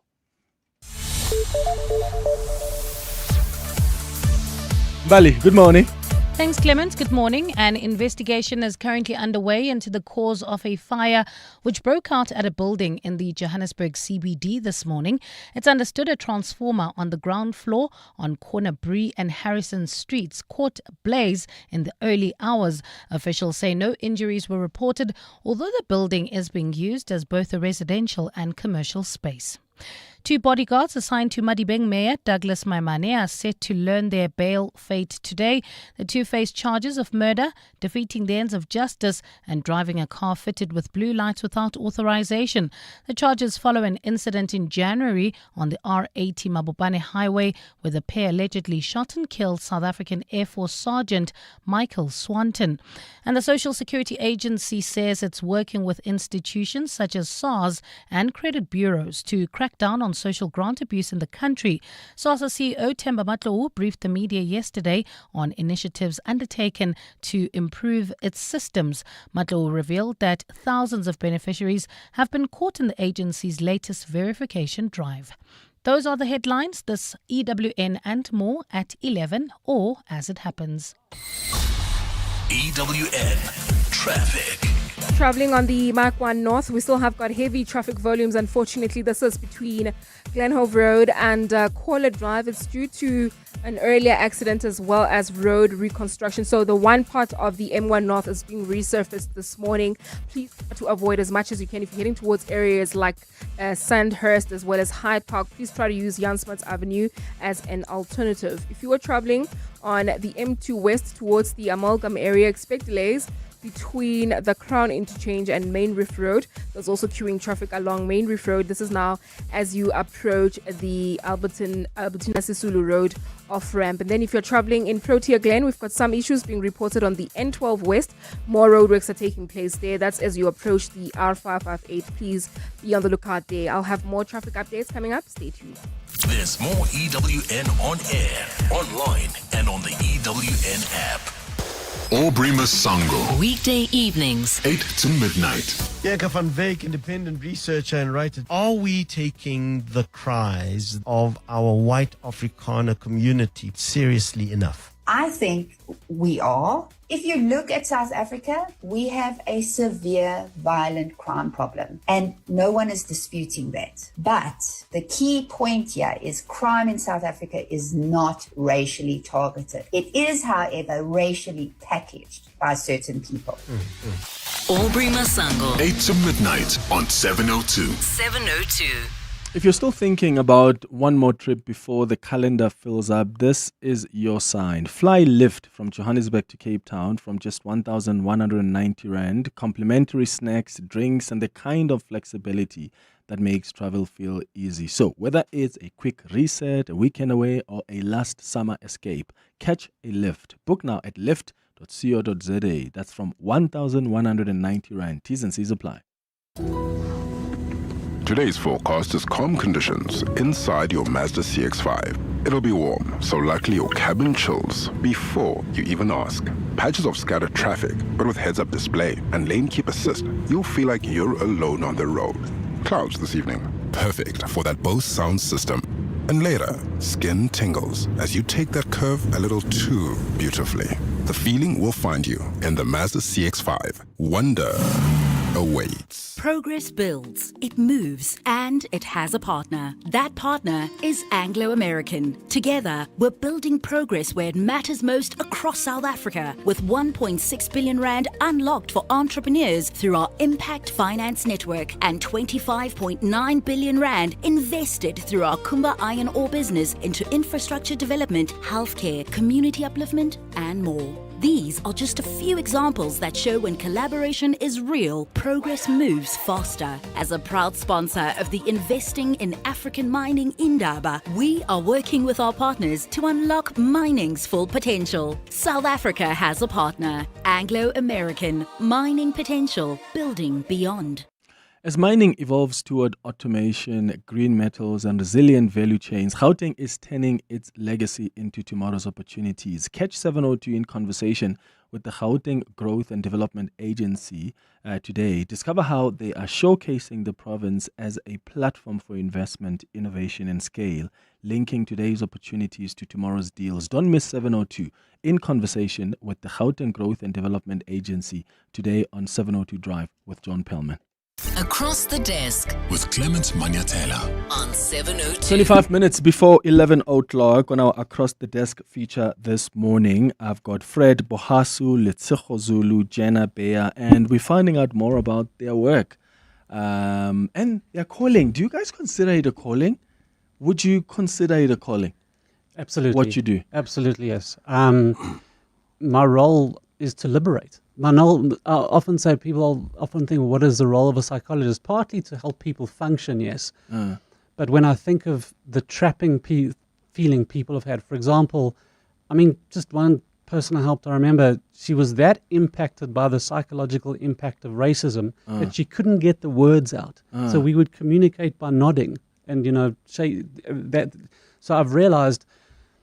And then what happens is you internalize society, and then you think there's something wrong with me. So that is how I see myself when I speak, is that I'm trying to get people to think in a different way and then liberate them from fear or liberate them from, I guess, thoughts that are weighing them down or things like that because of what they've taken in from the world and what I've heard. Yeah. How I always measure whether it's a calling or not is the kind of impact what you do has. There's no way what you do can impact someone out there, even if it's just one person, so deeply, and that is not a calling. No, I can agree with Jenna. I wouldn't necessarily call it a calling, but I can accept that. And purely because of the feedback that one gets, so for me it goes beyond the keynote address. It goes beyond writing a book and selling the book on Take a Lot or wherever. It's the feedback that I get, the DMs on social media. Last week I was flying back from Cape Town and I landed at Lanseria, and these three ladies waited for me to pay for my parking ticket, and they're like, "Let's go. We just wanted to say hello. You did a talk at our company last year, June. Wow. Thank you so much." That's it. So for me, it's that feedback way after the delivery. I'm going to go to some calls in a moment, but there are a number of people that are asking you guys to leave your contacts. So I'll remind you to give me your contacts at the end of the show, but just give me for now, and then we'll do it again before we wrap up this conversation. How do people get a hold of you, Fred? All social media platforms. They can just check Fred Bohasu. All social media platforms. Okay, Bohasu, BOHASU. That's so correct. All right, and you'll get DMs, right? Yes. Or do you have a social media manager? Well, we do have an assistant, yes, but then, we do. Okay, and for you, Me, so the website first is jennabayer.co.za. Okay, one word, Jenna Bayer. Jenna and Bayer with an A. It's often B-E, like Bayer's Nordia, so it's B-A-Y-E-R. Yeah. And then, I'm on Facebook, Jenna Bayer, same, what's the other one? God, Instagram, that one. There's so many these days. Goodness. Yeah, and TikTok. And TikTok. And X. Exactly. And Threads. And Threads. And do you want my cell number as well? I can send smoke signals as well. I don't know. Yeah. We'll take all the details. We'll take all the details, yeah. Yeah, also the for you. I do have a manager. Her name is Amy. So Yeah. Amy, which is AMY, Yeah. at Sartori, SARTORI.co.za. But I am also on all social media platforms, Letseho Zulu. Okay. Letseho is not Leseho. Yeah. It's I had to confirm with the Ke producer this morning. Letseho, like Tsegofatso, but with an LE. Yes. So Letseho. But for those that don't know how to spell Letseho, it's let she go. Yeah, let she go. Let she go. Just don't call me let she go. They used to in school. But, Really? yeah. Let she go. Hey, let she go. Yeah, because I have a pet peeve, and that's misspelling people's names. Yeah. I always make sure that I know how to spell a person's name, Yeah, so people should absolutely. take time to learn how to spell my Names name. are precious. They are. They're very They are. precious. Your identity. Yeah. Okay, let's go to some calls on 011-883-0702. Let's start with Dashin Daisel, who's calling us from the Western Cape. Dashin, good morning. Hi, Clayton. How are you? Good. How are you doing? I'm fine, thank you. Yeah. Go ahead. I hear you're a motivational speaker yourself. I am indeed, yes. I was invited to speak, so I'm not calling to... Oh, great. Yeah, let us know what's your experience been like. Well, I have a very unique story in that I was one of those township kids brought up during the apartheid era who ended up being the first black female high-altitude mountaineer in the world. Yeah. So I was a member of the South African team who got the flag, our democratic flag, to the top of Everest for the first time. Well, it was the first time a South African flag flew at the top of Mount Everest. So I was a member of that team, and that kind of springboarded me into the world of speaking. And so it's been 30 years. I've been telling my story for 30 years. Jeez, that's do you normally speak with corporates? How do you approach your work? Do you speak in schools? Yeah, I speak everywhere. I've spoken all over the world, in over 20 countries, to thousands of conferences. Sometimes it's corporate, sometimes it's universities, sometimes it's schools, churches. I think your speaking guests there will tell you that any audience is a good audience. Yeah. Yeah, okay. Yeah. Audiences, hey? Dashin Daisel in the Western Cape, thank you so much for coming through also and sharing your experience. Have you ever experienced like the wildest audience? I mean, I have. Yes. Like when you MC events and it's an evening and people are having drinks, they started having drinks at 3 p.m. and the dinner starts at 6. Sure. It gets really messy Yeah. because at that time, people are not really interested in like the formalities. Everybody just wants to talk. So you end up talking, but they are speaking over you. Yeah. Well, I have. The first one was these guys, they pay lump sum of money for me to come and speak for 45 to an hour. Then they end up saying, can you do it in 10 minutes? Because we don't have time. Like, we need to drink. So that was the craziest thing. It was like, but then you booked me for an hour. But they're not taking back what they booked you for. No. Oh, okay. They still the whole pay. thing. Then another one, not so long ago, I'm invited to go to one of the townships. What do you do then if your speech was going to last 30 minutes? So you Trust have to me, now... we've seen those. Then we go to plus minus 20 different high schools. Yo, my goodness. Yeah. Packed, plus minus 5,000 of them in a hall. This is high school? Different high schools. Oh, different high schools. All in one venue. Yes, all in one venue, Okay. grade 12s. Yeah. Oh, my goodness. I literally had to, the sound system was horrible as well. I literally had to call everybody who's interested in listening to me, come closer to the me. front. I ended up having plus minus out of a couple of thousands, plus minus maybe like 50 of them. Yeah. That was horrible. Yeah. That was. But that's good. They were interested to listen, and that matters. Yeah. And that's who you focus on. That's who you focus on. Yeah. So I haven't necessarily had crazy audiences, but when I do have that, one or two or three people, like you were mentioning earlier, in the corner having their own conversation, I always find a way to pause, and I'll even say on the mic, let's just give those people in the corner a moment to finish their conversation, which often of course I'm not scared to say anything. So I said no guys, just let's take a moment, let's just allow them to finish, but I say it and obviously in a very nice way. Exactly. But it's like, don't mess with me. Pretty much.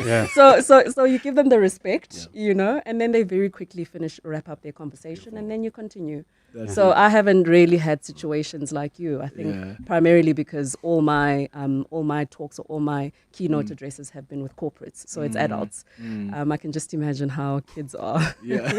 Well, mine was as with a psychologist hat. I was scheduled to do 5 trainings on mental health awareness over a period of a couple of weeks. So the day before, I get an email saying they've all been cancelled. So I phoned the organizer, said, what happened? She says, no, they haven't been cancelled. We've just got another speaker. So I said, why? What? So she said, because they'll be more focused on you than the presentation. In other words, the mere sight of me would freak them out. And that was soon after coming out. Yeah, that was soon after. So the way I dealt with that was, I was like, well, either I can focus on that department who doesn't want me, or the rest of the department who I've spoken to a lot. And so that's how I dealt with it. But all the fears I had after all these years happened quickly after coming out. And that was the first thing. In other words, I don't think that I'm that ugly. This is not too bad. But on that day, I felt, how important is, do you guys do training for speaking? And how important is that? Not only training, but then I also have speakers who are like 10 years ahead of me, people that have been in more than 50 countries. So I also do one-on-one coaching with them as well. So they also mentor me. And also I do affiliate under a couple of organizations as well. And yes, I do train. It helps a lot. Okay. And yes, yeah. So a friend of mine, her name's Encremella and Andrew, who was actually Miss Earth years ago, and she does a lot of talks now. Yeah. She gave me a piece of advice once, which was quite interesting. She says, when you arrive to give a talk, let's say there are 5 people there, have a conversation with them and get to know them, and you'll find that when the talk starts, they'll be involved because of that early bond you have. Unconsciously, it's like they've got a vested interest to talk to you. Yes. So that those early bonds you make even before the talk are very important. Yeah. That's a lovely tip. Interesting. Yeah. No, I'm self-trained. Yeah. I obviously watch a lot of podcasts. I watch a lot of speakers. Yeah. I speak a lot myself, even not in front of audiences. At home. Generally, you know what? I've got a motto: sharing is caring. So I'm always telling a story to someone, whoever's willing to listen. Yeah. So whether it's my daughter Letu, she has to listen to me. She has no choice. So I'm always sharpening my own skills. Okay. Here are some WhatsApp voice notes that have come through. Morning, Clement. I'm interested to find out, do motivational speakers practice the things that they normally speak about in forums, the videos that they post, or they just say something and then they forget, then they move on to the next one? Because you can give someone advice, but if you don't apply it in your life, then how does it improve you? And also, have they seen the impact of some of the advice that they give to people in their lives and in other people's lives? Thank you. Absolutely. You practice what you preach. I never teach or share with anybody what I don't do. Like with me, what you see on stage, it's exactly what I am even at home. I never tell people to do something that I've never walked the journey before. That does not work. I have to be the person who's doing exactly what I preach. So I don't preach what I don't practice. Yeah, no, absolutely. It goes back to that whole authenticity thing, because people will meet you outside of your keynote address, and if you're not practicing what you preach, it's a problem. So yes, that gets really awkward. It gets very I'm awkward. not just speaking for speaking's sake. I've got a message to send, Yes. and there's a reason for that message. So I'm not a results-orientated speaker. I'm an impact-orientated speaker, and it's based on mental health and social justice. So yes, it has to be from an authentic place. Otherwise, people won't believe you. Yeah. Good morning to you, Clement, and your team of inspirational speakers or motivational speakers or whatever they call themselves. I've got more respect for them because it takes a lot of research, preparation. It's more like a pastor who prepares for a Sunday sermon. They read the Bible. They also come up with various scenarios that will be relevant to the audience. So it's not pop and place this thing. Thanks, from Klextop. Thank you. It's 13 minutes before 11 o'clock. More of your calls and WhatsApps after this. Don't just like an opinion. Raise your opinion. Access real news and entertainment. Elevate your understanding of tariffs, trends, and tries. Don't fall for misinformation. Stand up for the truth. Step up dinner time and drive time. Know how to lead, parent, and save. Ready to raise your game? Subscribe to News 24. Get unlimited access to our trusted journalism. Kick off to glory with Hollywood Bets and Asi Shege. Be in the game. Go full speed ahead with the epic competition. You stand to win a share of 4 million rand in cash and prizes, including an all-new Toyota Corolla Cross. Bet 10 rand or more on any soccer fixture or fixtures online or at your nearest branch. Live life in the fast lane. Bet now for your chance to score. T's and C's apply. Hollywood Sportsbook is a licensed betting operator. No persons under the age of 18 years are permitted to gamble. Winners know when to stop. South African Responsible Gambling Foundation toll-free counseling line 0800 006 008 or WhatsApp help to 076 675 0710. You can become a victim of a legal problem. Wrongful arrest, assault, uncontested divorce, rental disputes, maintenance matters, or labor problems. It can happen to you. Clientele Legal provides tough professional lawyers for an affordable monthly premium. Our legal team is standing by to assist you 24 hours a day. Join today. SMS Legal to 48721. That's legal to 48721. Clientele General is an authorized FSP and licensed non-life insurer. T's and C's online. Standard rates apply. Across the desk with Clement Manyathela on 702. It's going up to 11 minutes before 11 o'clock. We've got motivational speakers, keynote speakers on our Across the Desk feature this morning. So if you've got a question, if you want to share your experience, you can give us a call or send a WhatsApp voice note. There are a few questions that are coming from listeners that I want to get into. But before that, I'm interested, what are your busiest periods? Like Jan to December, what is that period where every year you know that's like quite hectic? Or is it you are booked and busy January to December? I wish. Women's Month works for me. Oh, yes, Women's Month. Yeah, Women's Month works for me. But in general, it's always available. You know? It's throughout the year, but I'm not always busy because it's not the only focus in my life. It's not the only thing you do. Yeah. Jenna, do you have busy periods? Similarly, I mean, obviously I do many things, therapy, lecturing, and also do work, help out the Teddy Bear Foundation. Predominantly Pride Month. Obviously, I'm going to get calls in that month.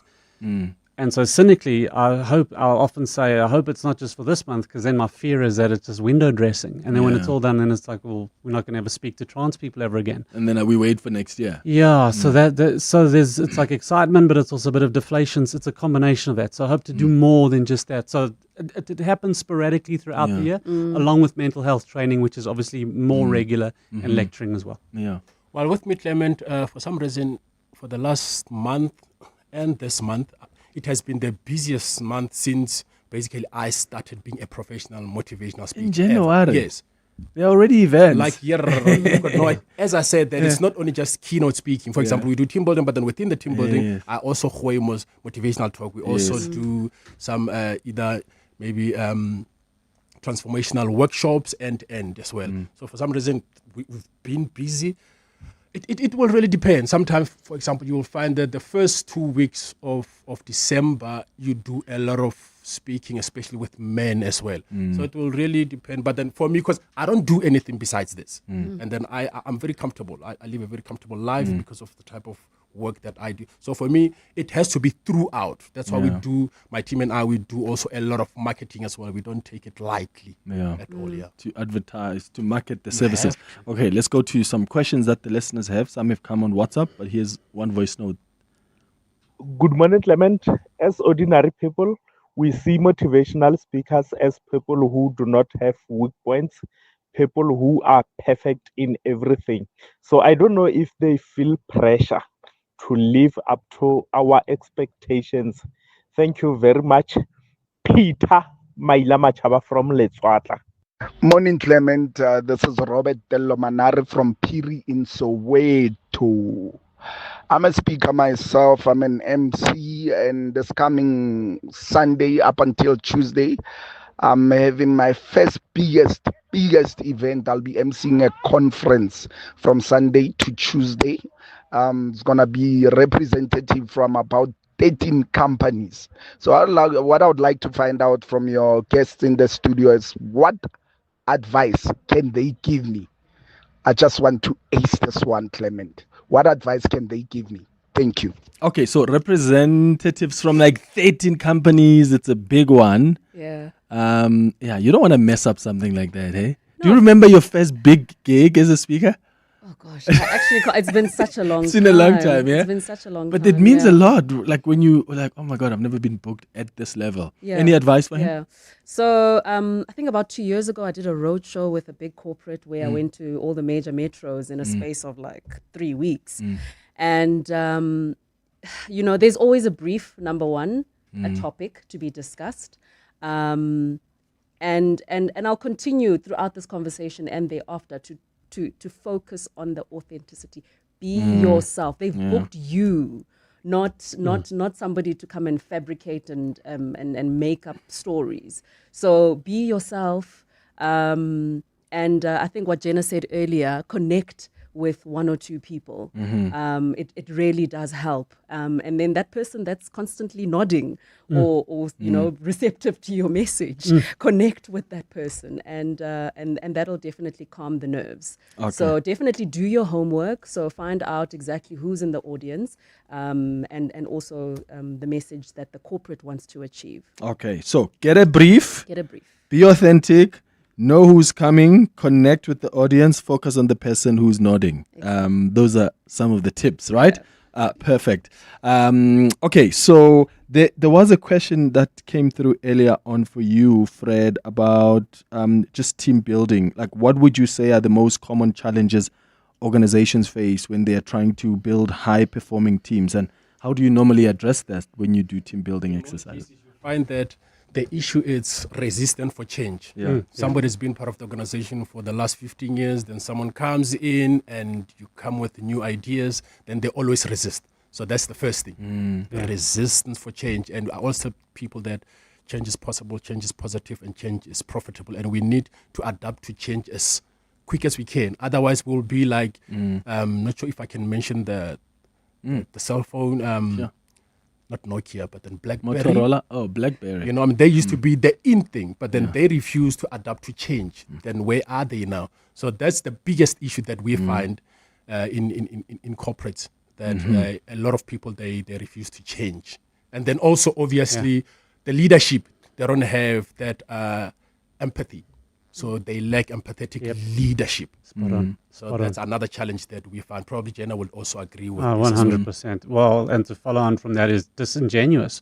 So it a lot of the time feels like, and not just on trans issues, on many issues related to identity or discrimination, it just sometimes feels like, are you for real? Or are we ticking a box to satisfy a disingenuous diversity agenda? And so what I cry for is consistency and follow-up, not just sort of one-offs. So that's my concern is, are you for real or are you disingenuous? Yeah, true.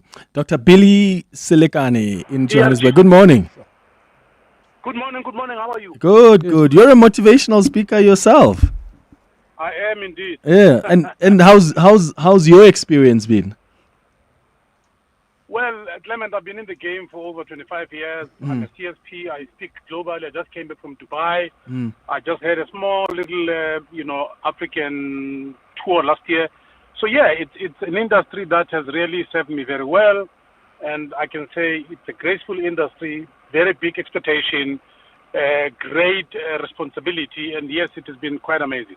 That's perfect. That's perfect. Thank you so much, Dr. Silikane. Do you guys do you have how do you prefer to be standing, and do you have like an auto cue, or do you prefer to memorize what you're gonna say when you speak? How do you go about it? So I used to have a PowerPoint presentation, you know, Okay. that you put up and, Yeah. you know, and then I'd have my laptop in front of me. And then I started noticing people actually not even looking at me and they're busy reading. Yeah. And then I stopped using text. I used pictures. So I put up a picture. I know my story. It's my story. So I don't need to memorize much. So I use images. Okay. And that way you get people looking at the image and looking at you. For me, it's important to know that you are actually taking in what I have to share with you. So I want the eye contact. Yeah. So that's what I do. Similarly, when I lecture, key is variety. So there'll be text, but it'll be anecdotes, stories, and then I'll show them sort of a kind of timeline of what I looked like and then how it's changed. So they're almost connecting into my world. So that just like when I lecture, it's variety is the key for me. Yeah. And also with me, the gentleman just called now that the Billy Silicon. What I've learned, because for me, he's like the guru of public speaking in the country. Like in actual fact, I would say in Africa. I mean, this is he's been there, got the T-shirt. Amazing speaker, right? One of the things that I've learned from him is that you need to master all of them. Whether it's a PowerPoint presentation, it needs to be to the T, the best of the best, you know. Because sometimes technology might disappoint. That you get there, you've prepared a presentation only to find that whatever that is, the projector over a projector's not working, or it's not there. Then what? So I've learned from him that you need to have a backup. So whether you're doing it with PowerPoint presentation or you're doing it from the head or even storytelling as well, it has to work. Yeah. So you need to master both. Yeah. Fred Bohasu, Letsecho Zulu, Jenna Bear, thank you so much, guys, for coming through. Thank you. And please give us a call. You can call the producers now for their contact details. They gave them to us, so if you listen to the podcast, you listen back, you'll get them. But if you need them urgently now, you can call the producers or send us a WhatsApp voice note. We'll respond with how you can get in touch with them. It's 2 minutes before 11 o'clock. Okay, truck 7, that has 0 warning lights. Truck 8, it's just been serviced. I guess we're running like a well-oiled machine. Where would I be without My Way's comprehensive cover for my vans and trucks? Plus, cover for my customers' orders with goods and transit insurance. I guess we'll never know. Visit myway.co.za or dial 0860 64 64 64 and get a quote today. My Way is a licensed non-life insurer and FSP. T's, C's and standard rates apply. My Way. Live your way. Make 2026 the year of venturing further in the Tank 300. With its 5-star luxury cabin and powerful 2.4 turbo diesel engine, the Tank 300 is built for the scenic route and is available from only $7,399 per month. Visit gwm.co.za for T's and C's and to book a test drive. GWM.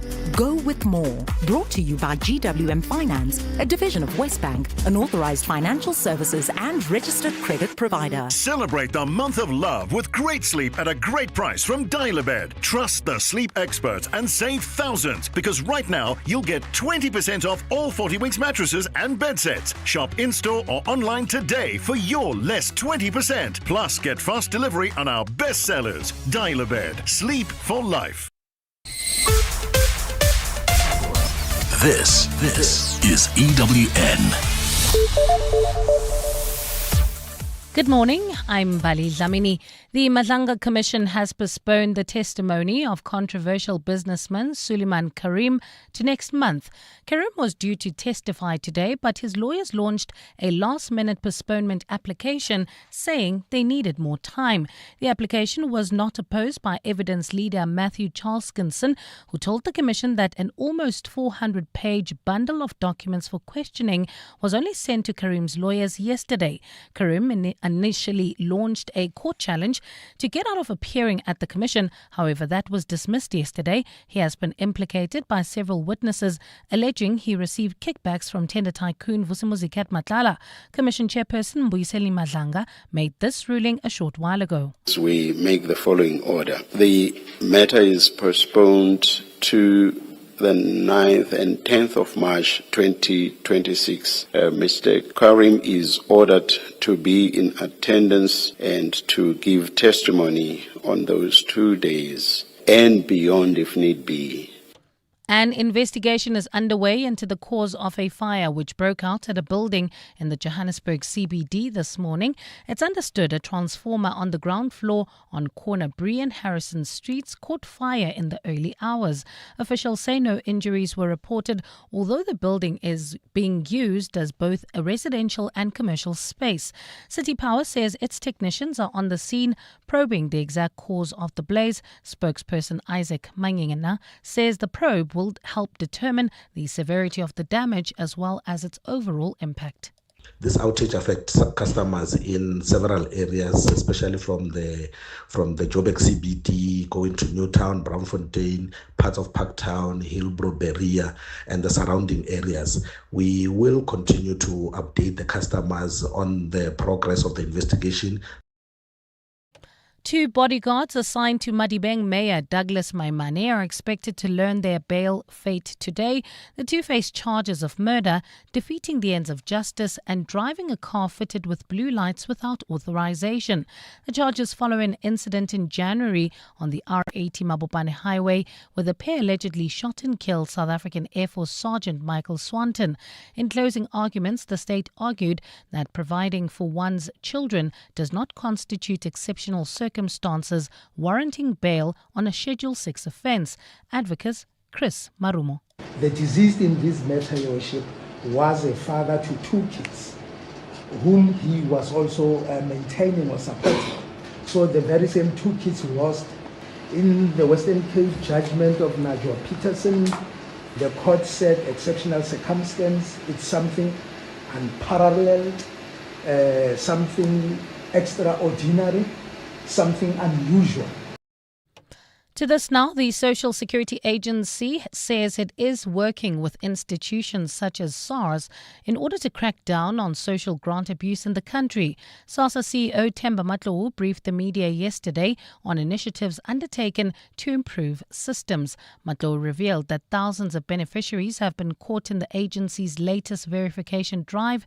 He says by strengthening data sharing partnerships with such institutions, SASSA is now better equipped to detect ineligible recipients. Ntutuzelo Nene has more. SASSA CEO Themba Matlowu says around 70,000 grants have already been suspended after beneficiaries failed to comply with the review process. Matlowu adds that investigations also uncovered cases where some individuals deliberately misrepresented their employment status to unlawfully access social grants. Those people who want to get loans, and there must be a proof that I'm going to be able to pay back the money. That's why then they will then disclose that I do have another form of income. So that's why when we get the data from those institutions, it contradicts what SASSA has. He says they'll continue to bolster efforts to protect public funds and restore integrity to the social assistance system. Ndutuzelo Nene, Eyewitness News. And Canada and France are set to open consulates in the capital of Greenland today in a strong show of support for the local government. The 2 nations have both adamantly opposed U.S. President Donald Trump's wish to control that territory. Trump has repeatedly insisted that Washington needs to control the strategic mineral-rich island for security reasons. A working group has been established to discuss ways to meet the security concerns, but the details of the talks have not been made public. Gold is trading at $4,883.83 an ounce. The rand is at 16.22 to the dollar, 21.99 to the pound, 19.12 to the euro, and Brent crude oil is at $67.91 a barrel. And in the traffic, we've got heavy traffic volumes on the Mark 1 North. This is between Glenhove Road and Caller Drive due to roadworks and an earlier accident while travelling on the N1 North in the Midrand area, queuing traffic, in fact, bumper-to-bumper traffic between Allendale Road and New Road. A partly cloudy Friday in store for Gauteng today. Temperatures will peak at highs of between 29 and 31 degrees. The top story in EWN this hour. The Madlanga Commission has postponed the testimony of controversial businessman Suleiman Karim to next month. EWN, in touch, in tune and independent. For the latest, visit ewn.co.za or download the EWN app. You're with Clement Manyathela on 702. Let's Walk the Talk, streaming on the Prime Media Plus app, DSTV channel 856, 92.7 and 106 FM.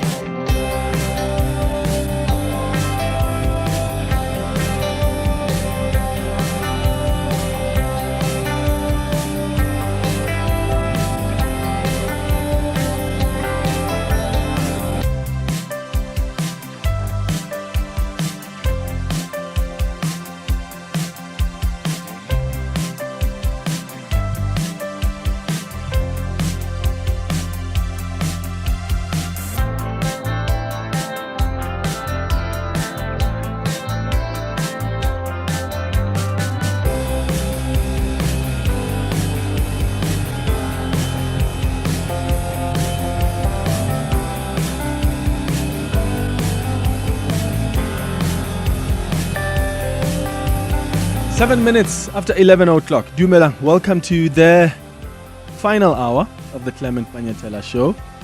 Thank you for staying with us here on 702. It's time for Adult Radio. Relationship issues, relationship talk on 702.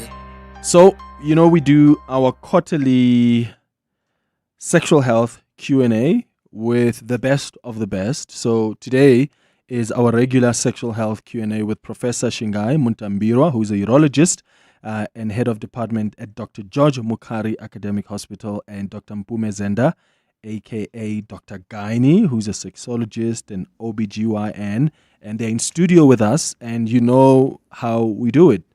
All you have to do is to give us a call or send us a WhatsApp voice note, any sexual health related question that you have.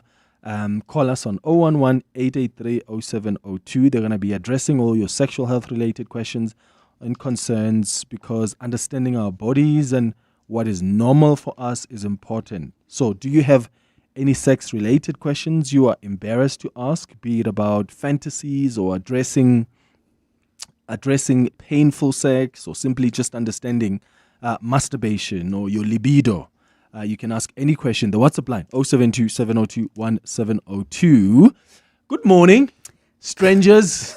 Good morning, Clement. How are you? I only see you 3 times in a year. Because you're at work now. Yeah.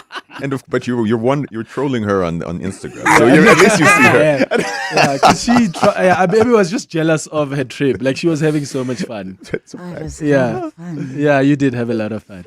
Yeah. Okay, so we are back here. So we're gonna take questions from our listeners and some WhatsApps. So what we do is the questions that we had from the last time you guys were here that we couldn't get to, we sort of compile them and we start with those while we wait for the calls and the WhatsApps as well. So these are the questions I'm going to be asking you guys are from the last time that we had this segment. How often is everyone else having sex? This is someone who's concerned. I mean, of course, that is different, right? We're not all the same. Yeah. So, but I mean, at what point should you be concerned? Well, let's put it this way. We're scientists, so we'll base it on data, and the data mainly comes from America and West in general. But the average married couple in America has sex 2.5 times per month. 2.5 times per month? Per month, yeah. Which is terrible. She's looking at you like... I'm just like... That's the data. Yeah. I'm sure that none of us... That's not what you're prescribing, though. No, far from it. Please. What do you prescribe, Doc? I prescribe that each person must do what's good for them. But particularly if we know from the data as well that sex is a form of exercise.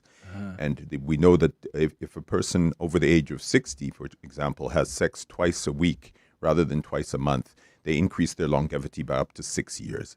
And that's for the guys. For the females, it's 8 years. Mm-hmm. So sex is excellent. And I've got patients who are in their 90s, and I'm still prescribing medications. They're busy, and they're going to live for another... Please ask me what my prescription...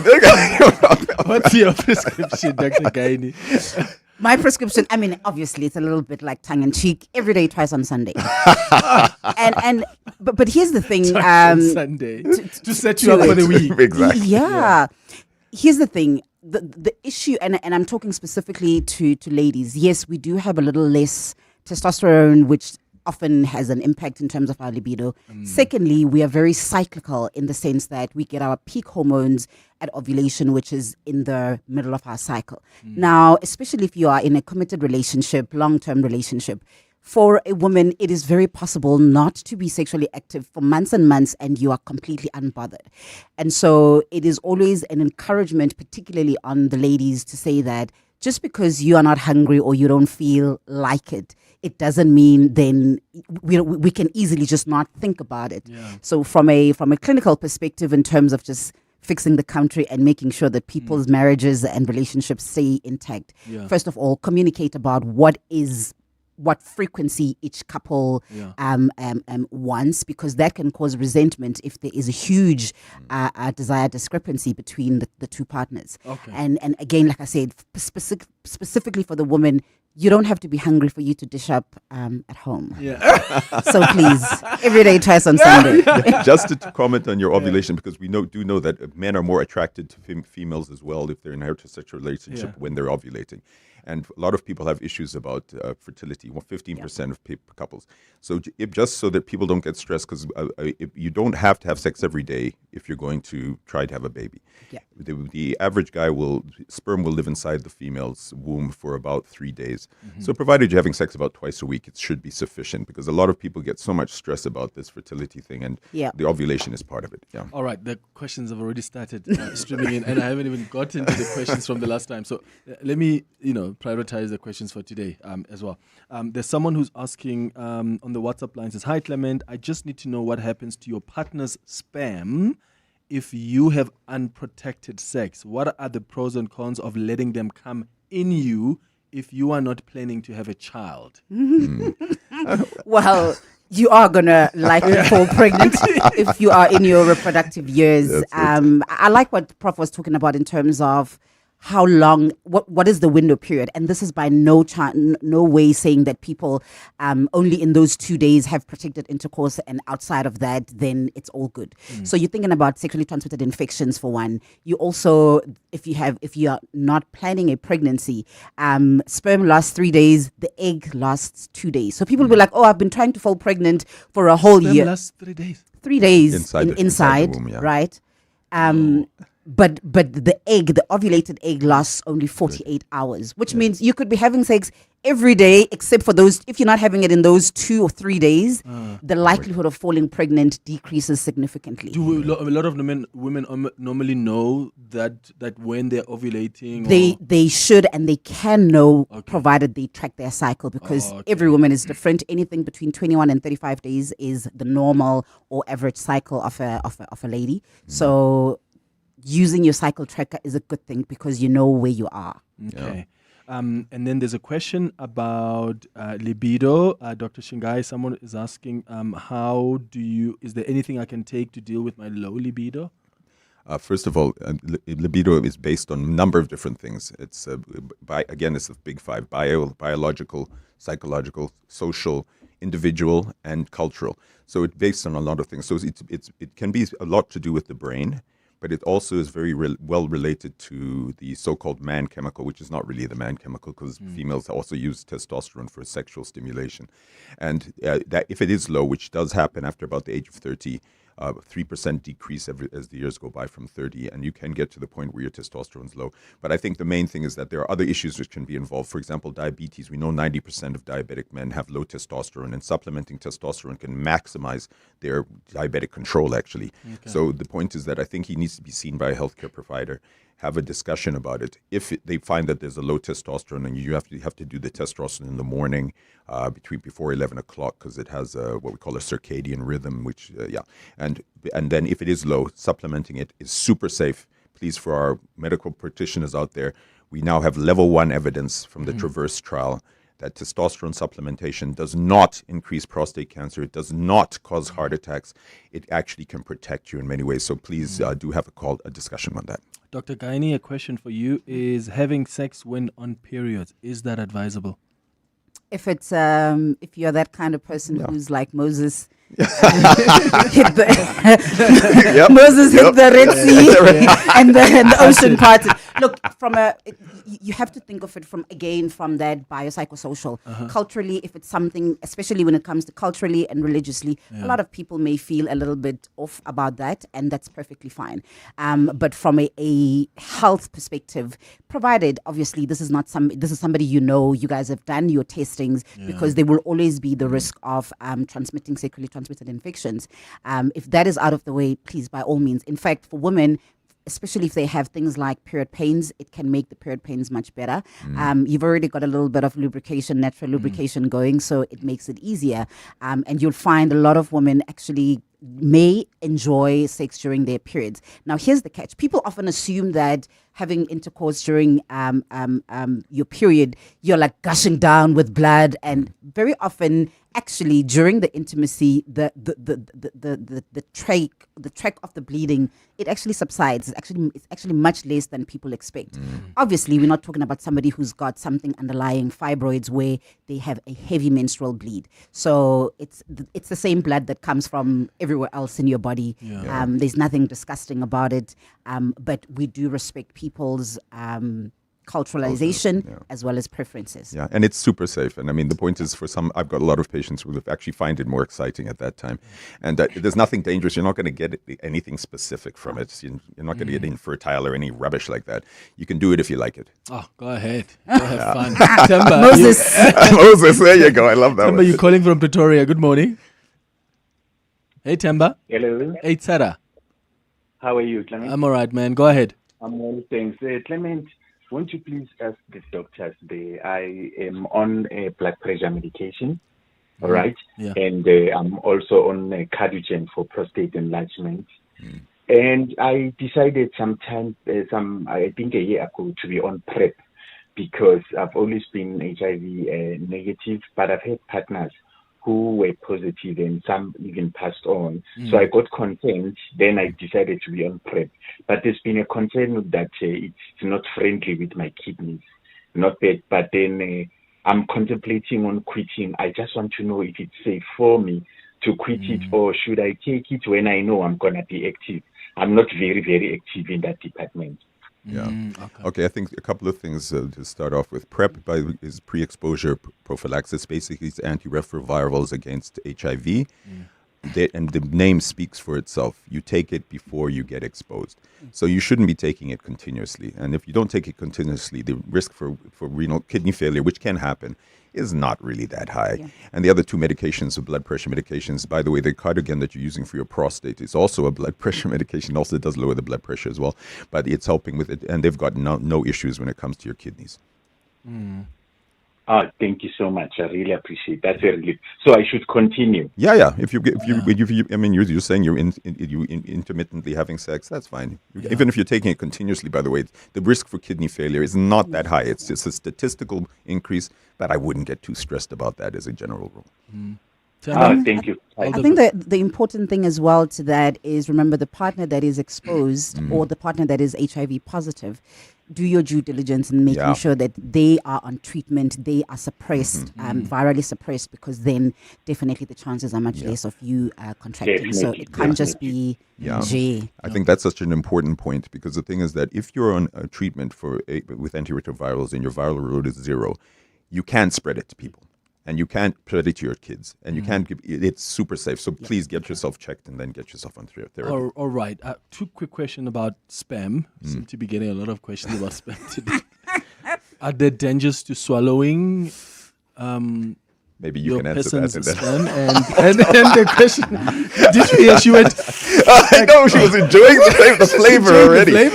No. Of semen. It tastes like semen, right? Semen. Tell us. So there's that one question, like, are there any health risks to swallowing spam? And then there's a question also about pulling out. Does pulling out or withdrawal prevent pregnancy or STIs? Can we swap them around? Okay. Well, in terms of ladies swallowing, absolutely no risk except for, again, sexually transmitted infections, HPV, the oropharyngeal, you can get infected there. So if it's your kind of juice. Yeah. In fact, the amount of protein you get from semen. There's lots of protein. There's lots of protein. It's the equivalent of a small steak. that you can get. No. It is. It's It close is, enough. but like, yeah, you're not that's good eating for your- steak. Good for your health. No danger. It's perfectly fine. Yeah. Okay, Yeah. good. And then the other question. As for the pull-out, I'm always so like gobsmacked when I sit with clients in terms of how much people use pull-out.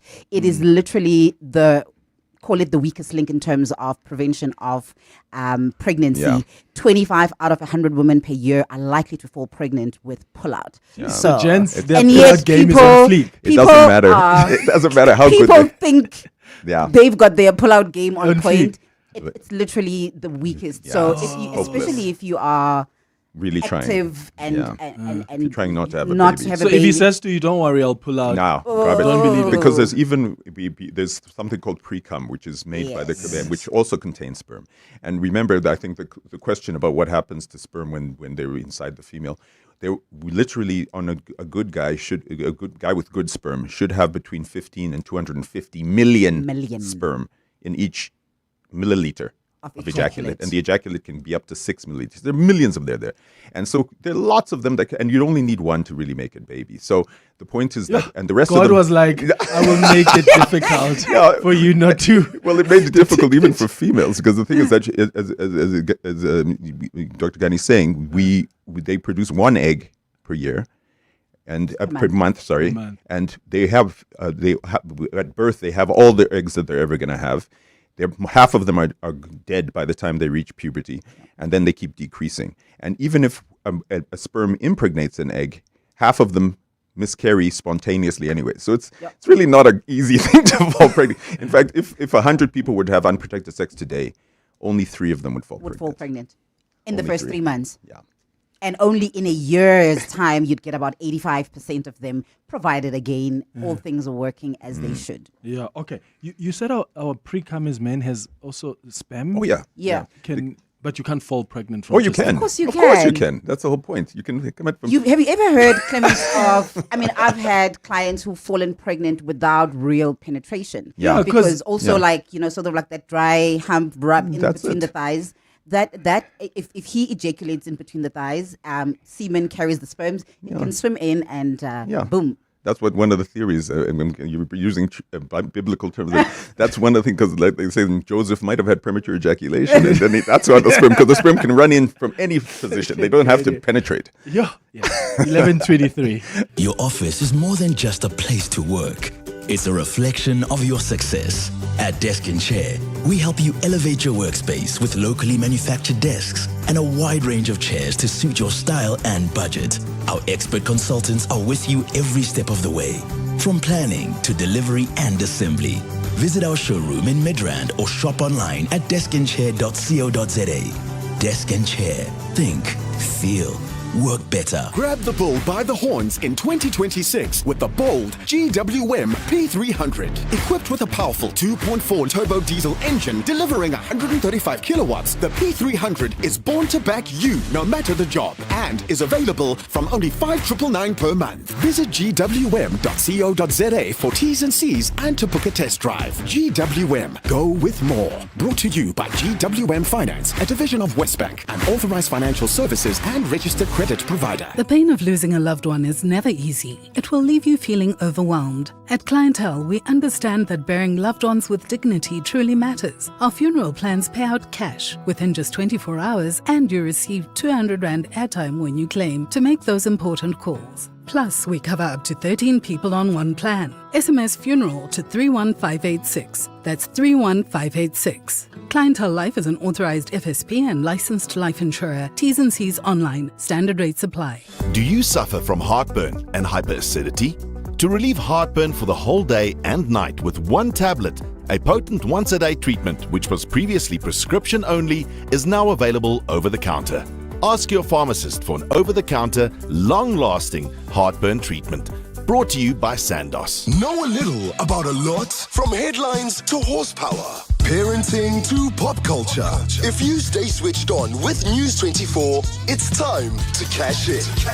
Play the Raise Your Game quiz every day this week from 1 p.m. on 702 afternoons with Rilebogile Mabocha.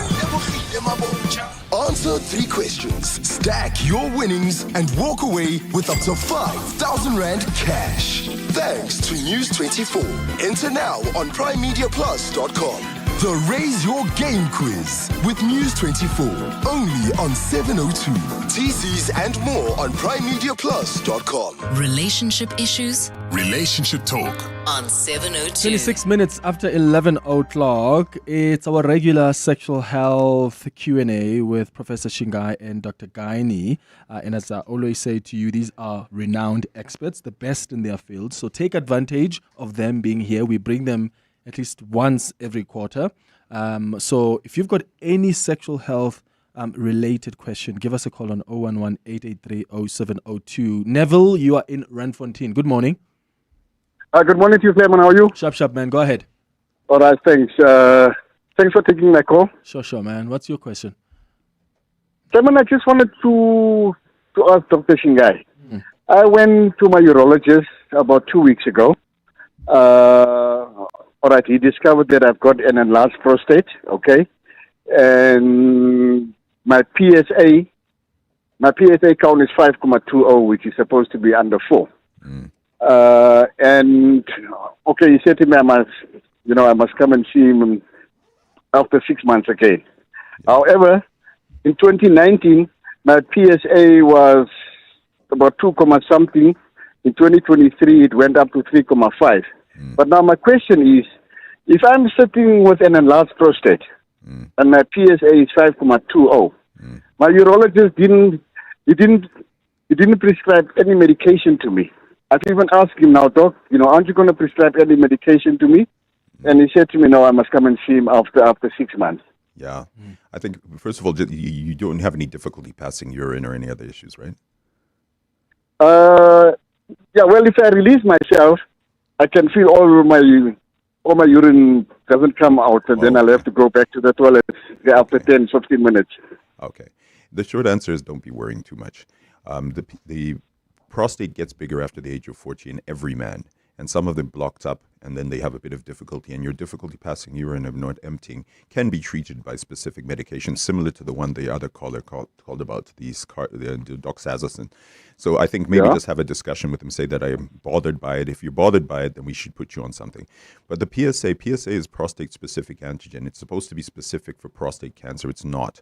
It's actually not normally produced, and because we're talking sex, or I'll explain what it does. What it does is that when a guy ejaculates, the semen comes out, it's a bit sticky.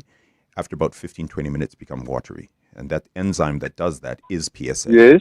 So the PSA only rises for prostate cancer when the tubes that are coming out get blocked up by a cancer which is growing abnormally. Yes. But it can also be raised by infections. It can be raised by sex. It can be raised by just the size of the prostate as well. So we never react to the first PSA anyways. So, and yours at 5 is really not that great. I would repeat it at least within the next 6 months, but the point is that it's not urgent, and I wouldn't get too stressed. I think your urologist was doing the correct thing. I would definitely, if you'd reacted by doing a biopsy immediately, that would be the wrong thing. Okay. Neville, all the best. No, okay. All right. Thank you very much. Thank you so much for calling in Randfontein. So before the headlines, let's take this quick one question from Anonymous, who says, hi, Clem.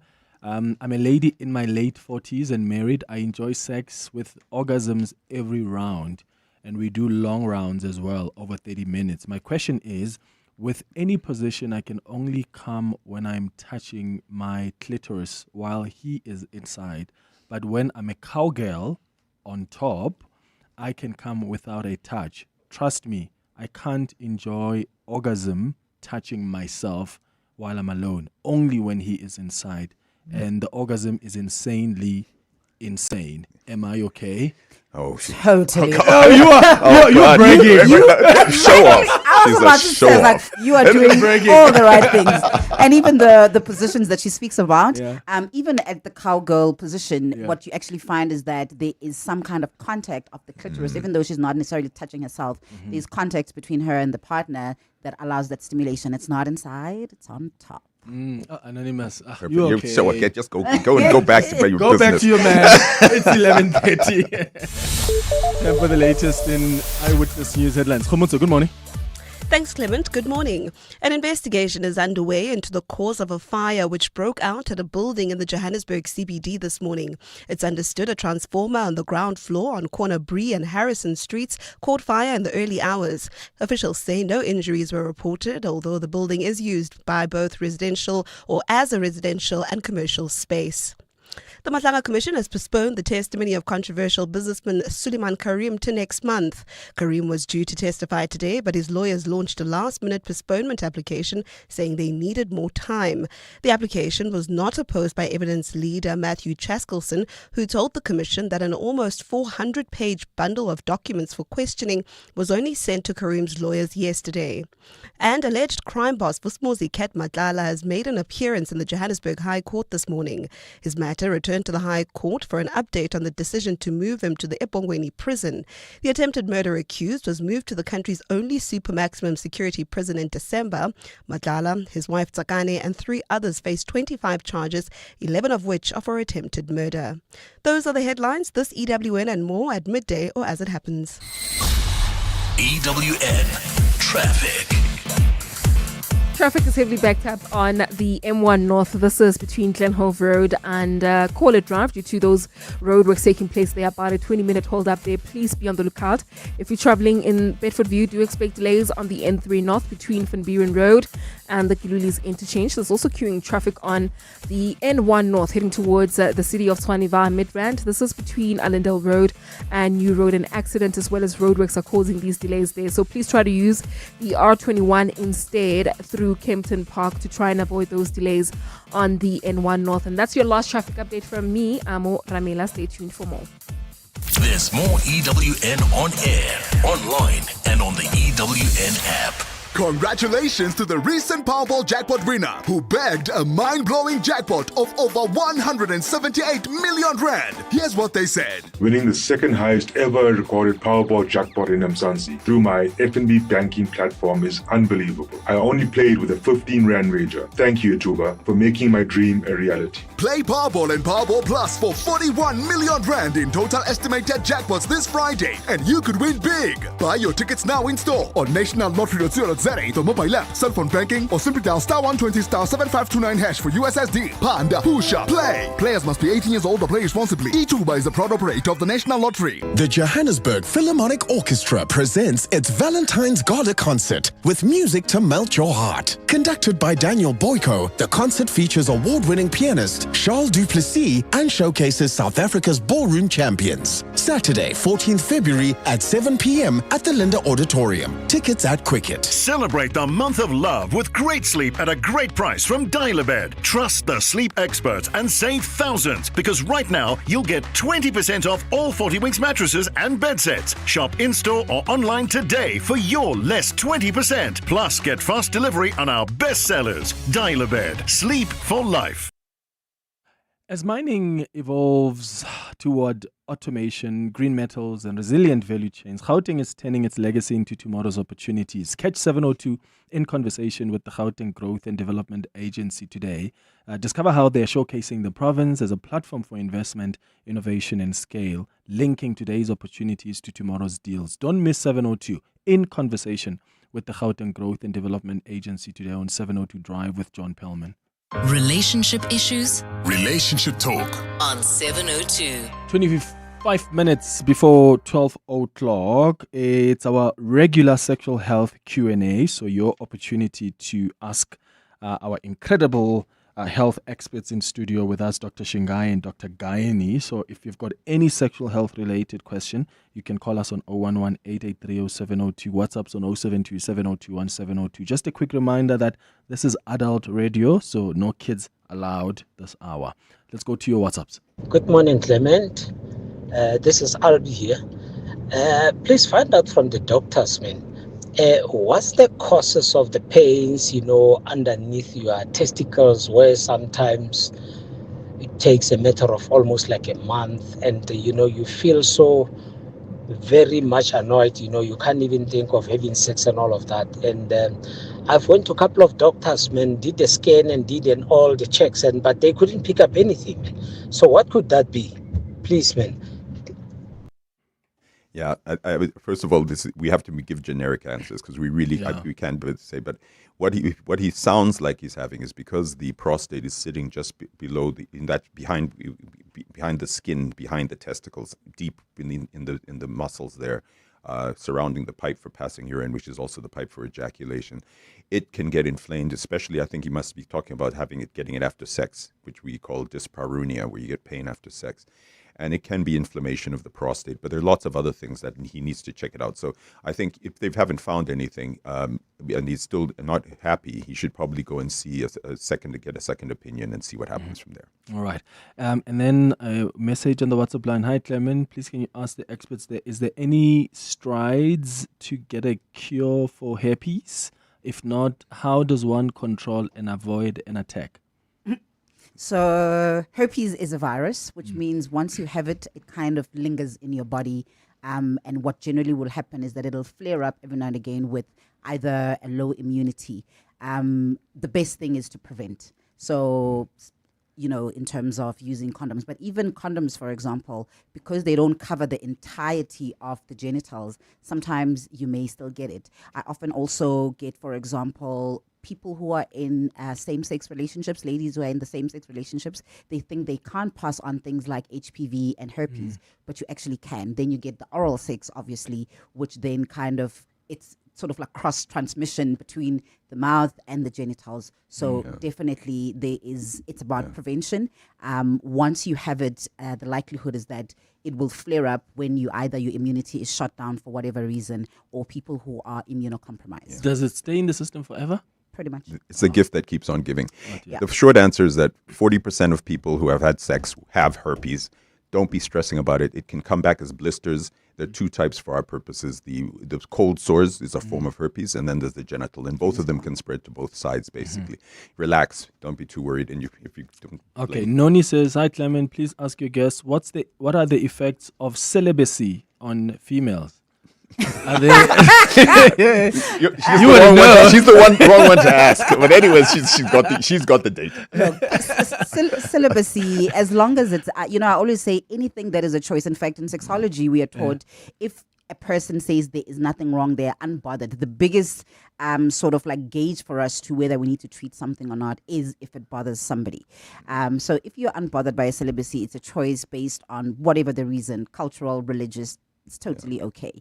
I think what sometimes happens, especially if somebody has never actually been sexually active and then in their 30s they start to want to be sexually active, they assume that you're going to kind of go from being like an infant and then you're swinging on chandeliers. Take it easy, take your time. It takes time to get to that point of figuring out what your sweet spot is in terms of sexual pleasure. So it's never too late to start. So you could be 42 and just... But your eggs are getting older. And I think that's sometimes the confusion. People assume just because I'm a virgin at 40, it means that my eggs are still fresh too. No, just your hymen. But but the eggs themselves, there is definitely a exactly decline. The same for guys. Yeah, exactly the same. Celibacy is fine for guys if that's if you wanted. Yeah. Okay. And then another one says, "Hi Clement, I'd like to stay anonymous. I've got two questions. One, how often should a woman see a gynae?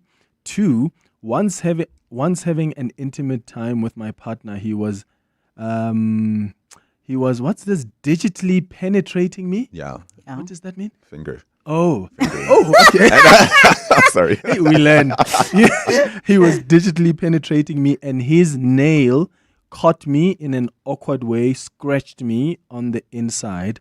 And after that, I have a slight sensitivity when menstruating. Is this an issue? I'll start with the second one. It shouldn't be an issue. One of the things I always say, the vagina is a very forgiving organ. I mean, people get massive tears from vaginal deliveries and within like a couple of weeks they've healed completely. So it might be something else, or maybe she's just, concerned go see your healthcare provider. How often you should see a gynae? Ideally once a year. Obviously, when things come up, that will change the number of times you go see a gynae. If you've had an abnormal pap smear, for example, they might want to see you in a shorter period than that, maybe in 6 months' time. Otherwise, and then obviously if there's something like a pregnancy, you're going to see your gynae a whole lot more than that. So it is dependent on where you are in your phase of womanhood, and if there's anything that is of concern. If there's everything going right, at least once a year. Okay. Hi, Clement. As a female in my early 30s, what can I do to boost my libido that is safe for me, as I can go weeks not wanting any sex and I think I might have some blockage in my mind? Please advise. She's talking about something really important. She's early 30s, right? Mm-hmm. Early 30s, at that point, in terms of your hormones, you should still be at the peak of, your good hormones, testosterone, estrogen, as well as progesterone. But having said that, things like contraceptives can blunt, particularly the pill or any combined contraceptive. So it could be a pill, a patch, or the ring that can blunt your libido. The other thing that comes to it, and we spoke about it earlier on, which is the mental. If there's something going on in the relationship that's not okay, the fiber of the relationship matters a lot. So the psychological, if things are not okay psychologically and with your person, very often women can check out quickly.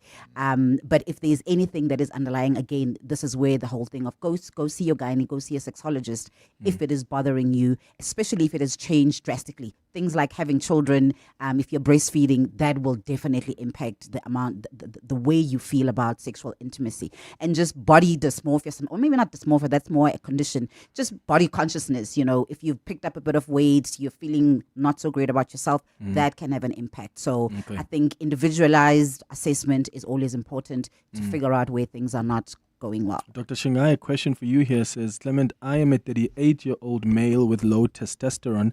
Despite regular exercise and a healthy diet, my levels remain low. My treating provider has prescribed testosterone replacement therapy. My concern is whether taking prescribed TRT could reduce my fertility or affect my ability to have more children in the future. He's obviously one of your best listeners. He's obviously reading a lot.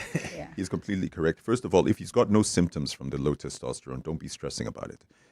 I'm just leave it alone. If you do need to supplement testosterone, there's something called a negative feedback loop for both sperm and for testosterone. Basically what happens is if the testicle says, listen, I'm low in testosterone, it goes to the brain. And the brain says, okay, I'm going to produce a chemical called LH, which goes back to the testicle and tells it to produce more. So if you give exogenous testosterone from outside your body, it's going to suppress your natural production of testosterone, but it's also going to suppress your sperm count. In fact, the trials that we're doing, one of the trials we're doing for the male contraceptive is using testosterone and another hormone. So definitely you should be concerned. If you really have symptoms and you still are looking for a child, there are some off-label treatments we can use. For example, there's some specific types of receptor blockers that are used for stimulating ovulation, which we use, for example, clomiphene and stuff, and that can help in about 70% of guys. But definitely, you should be worried about the fertility if you're getting exogenous testosterone. Another one says, Clement, please ask the guests about the pros and cons of anal sex. I met a man who really believed in it, and I do not believe in that, so I ran away. Is it a normal practice between two opposite sex? Okay, I think you can start. I love the fact that she goes on first and foremost to say she doesn't believe in it. So it's also a mindset thing. And sometimes that's where we start off in terms of what works for the one partner may not necessarily work for the other partner. But things that are quite important if you are going to try and do anal sex, those who enjoy it, by all means. But you have to be careful. The anal sphincter is nothing like, for example, the vagina in terms of stretchability. It can tear, and so a lot of lube. But also, if you look at, let me not go there. There actually is a lot of preparation for people who enjoy that kind of anal. Do your research. There is things like taking laxatives to clean the rectum so that you're not bumping into things you don't want to be bumping into. But other than that, if you are interested, lots of lube, start easy, do your research, and please make sure that it is consensual and your partner is on board. Yeah, it's a natural type of sex for a lot of people, and I agree with Dr. Gani that the main thing is just to be careful about the sphincter, because it can even leak a little bit later if you're using it. But the point is, it's useful. Okay, my woman is 47. What is the chance of her falling pregnant? Look, we start seeing menopause anything between 48 and 52 years of age, but it does also depend on the genetics. If the mother went into menopause at 45, she is likely to get menopause at 45. So again, there are tests that we can do. There's something we call an AMH, or anti-Mullerian hormone, which basically looks at ovarian reserve, which gives us an idea in terms of the chances. We also can look at, in terms of your hormonal profile, if something we call FSH or follicle stimulating hormone, if that has gone up significantly, that is one of the signals of you're going into menopause. But the reality is there is perimenopause, which can happen anything between 4 to 8 years before you actually menopause. What we do know is that the chances of falling pregnant starts to decline significantly by the time you hit 37. It increases by the time you hit 40 years of age. But that doesn't mean if somebody's still having a regular period, it is still possible. Yeah. So I would say get a proper checkup with your gynae so that you understand what is your risk factor and what is acceptable to you. Okay, I'm a bit confused now, Clement. The good doctor there, Dr. Shingai, just said that celibacy is also okay for men. But yet we also heard that in order to lessen chances of suffering from prostate cancer, a man should ejaculate at least 21 times a month. What? Can doctor please clarify that for me?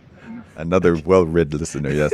That was Australian data. Our colleagues there did a very good trial about this, and it did show that guys who have at least 21 ejaculates per month were less likely to get prostate cancer statistically.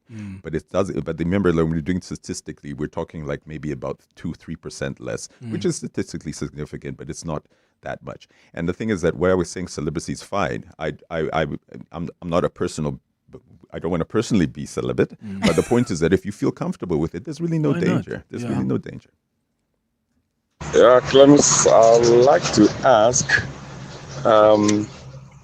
What are the correlations, between testosterone and prostate health? Testosterone and prostate health.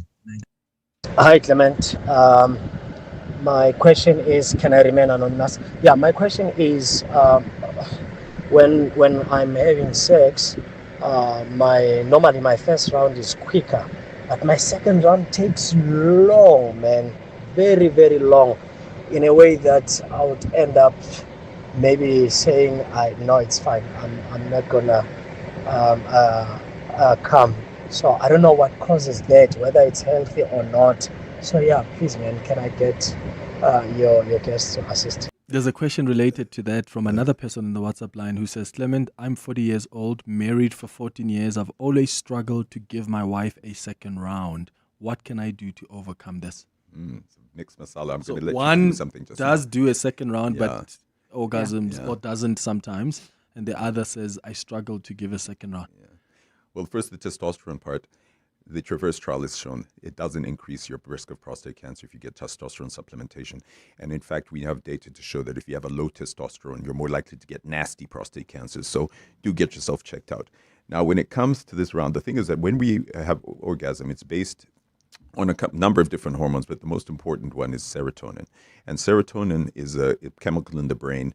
If it's low, you ejaculate quickly. If it's raised, you don't. And once you have orgasm, it depletes in some people this, and then you're going to last longer in the second round. Now, as far as the other part, maybe you can answer the second guy about what he's struggling to give the second round. Yeah. And there's nothing wrong with that. I think Prof. Shingai often alludes as well to the fact that the older men get, that refractory period, which is going from the one round to the next round, can take much longer the older they are. Whereas for us women, we can go from one round to the next quite easily. Multiple orgasms. Multiple orgasms too. Yeah. I think the generic and safe answer to this is to say maybe let's not focus so much on how many rounds, but the quality of the rounds. The best thing you can do in that scenario is give your lady as much foreplay as possible and get her to come first, so that by the time you go, then, if you fall asleep, the job is done. Sorted. And the flip side as well, though, for the ladies is to understand how men and women are wired differently when it comes to this, in the sense that if he does come too quickly with the first round and then struggles with the second round, it's all right for you to say, babe, it's on the house and your mouth and hand work just fine. I think let's not make sexual intimacy about things going inside others. There's so much more that you can do. And when you kind of throw in a bit of kindness and grace in that for your person, things generally go very well. You'll catch him in the morning. 10 minutes before 12. What better way to get the jol started in 2026 than in the new Haval Jolian Pro? Turn heads with next level design plus tech features like a 12.3-inch infotainment touchscreen and a panoramic sunroof. Available from only 4,799 Rand per month. Visit gwm.co.za for T's and C's and to book a test drive. GWM. Go with more. Brought to you by GWM Finance, a division of Westbank, an authorized financial services and registered credit provider. This Sunday, the pressure hits boiling point on Celebrity MasterChef. The semi-finals are here and there's nowhere left to hide. Seth Shezi, Holly Ray, Mizuki Simbani and Dino Ranaka return to a kitchen where every plate is judged, every move is watched. This is where strong cooks crack and the real contenders rise. One dish can take them closer to the final. One mistake can end it all. Don't miss Celebrity MasterChef this Sunday at 6 p.m. only on ETV. When they say, let's align, you could book another Teams meeting or you could grab a spirit level and actually get things straight. Forget the corporate talk and join us from the 22nd of January to the 1st of March for the Chamberlain Back to Business promotion. Get amazing deals on everything you need to get going again, from paint mixing and power tools to hardware and building supplies. Plus, serious savings on siteware for clothes that work as hard as you do. Chamberlain, famous for hardware since 1903. Relationship issues? Relationship talk. On 702. 8 minutes before 12 o'clock. Okay, more of your WhatsApps and questions. Okay, let me go to some text in the meantime. The producer said I must read this one. Okay, it says, good morning, Clement.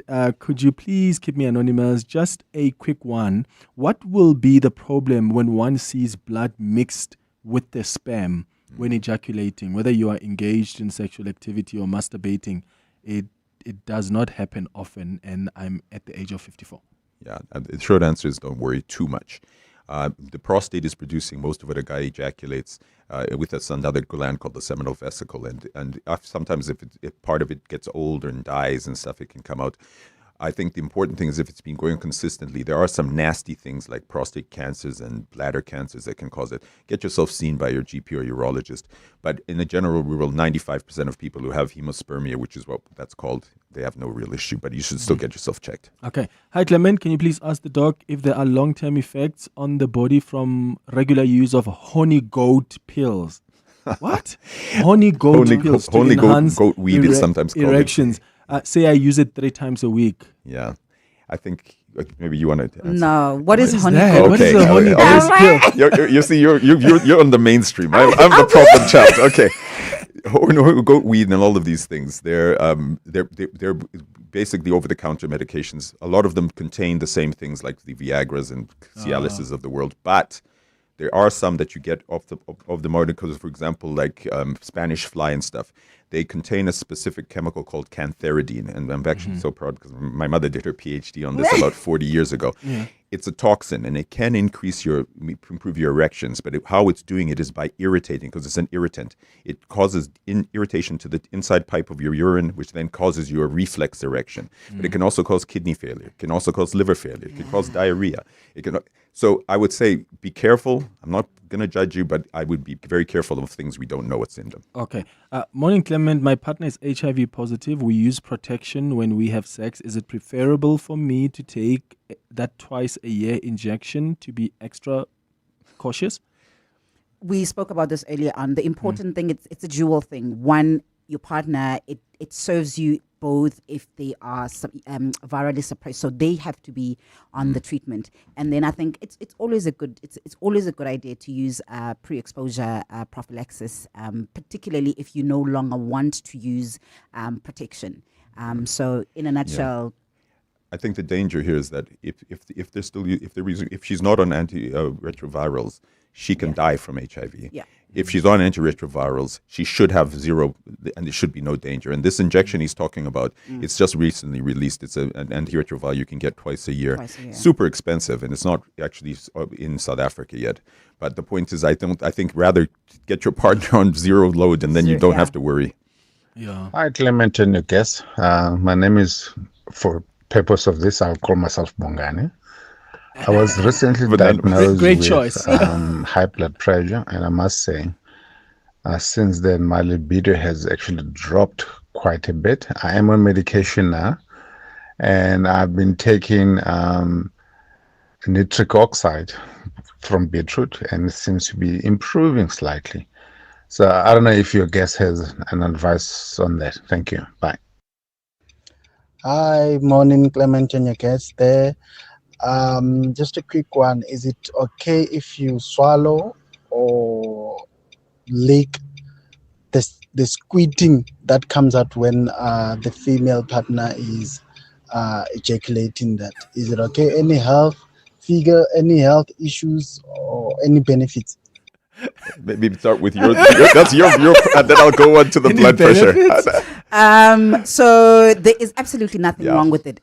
But you have to understand, squirting, literally the same fluid that comes out from a male prostate with the semen, that's what we produce from the skin's gland, but that's only about 10 to 15 mils. If she is wetting the bed, there's pee in it. If you don't have a problem with golden showers, by all means. Yeah, excellent.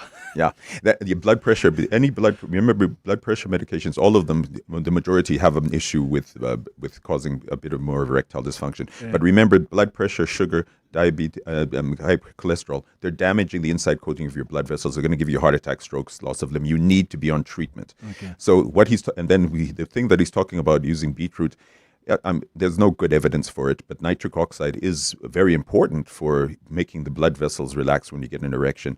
So it's if he's finding it useful, maybe I'll put him on one of the trials that we're using. But generally, there are other easier ways to get nitric oxide, including the Viagras, the Cialises and things in the world. Okay. Many still other questions we have. We're going to save them. Okay. And then when you guys come back, we'll start with some of these questions that have come on the WhatsApp line. Professor Shingai Mutambirwa and Dr. Gaini, Dr. Mpume Zenda, thank you so much to both of you for making time for us. Thanks for the opportunity. And thanks. 10 minutes before 12. It's official. Auto in General covers the world's best drivers.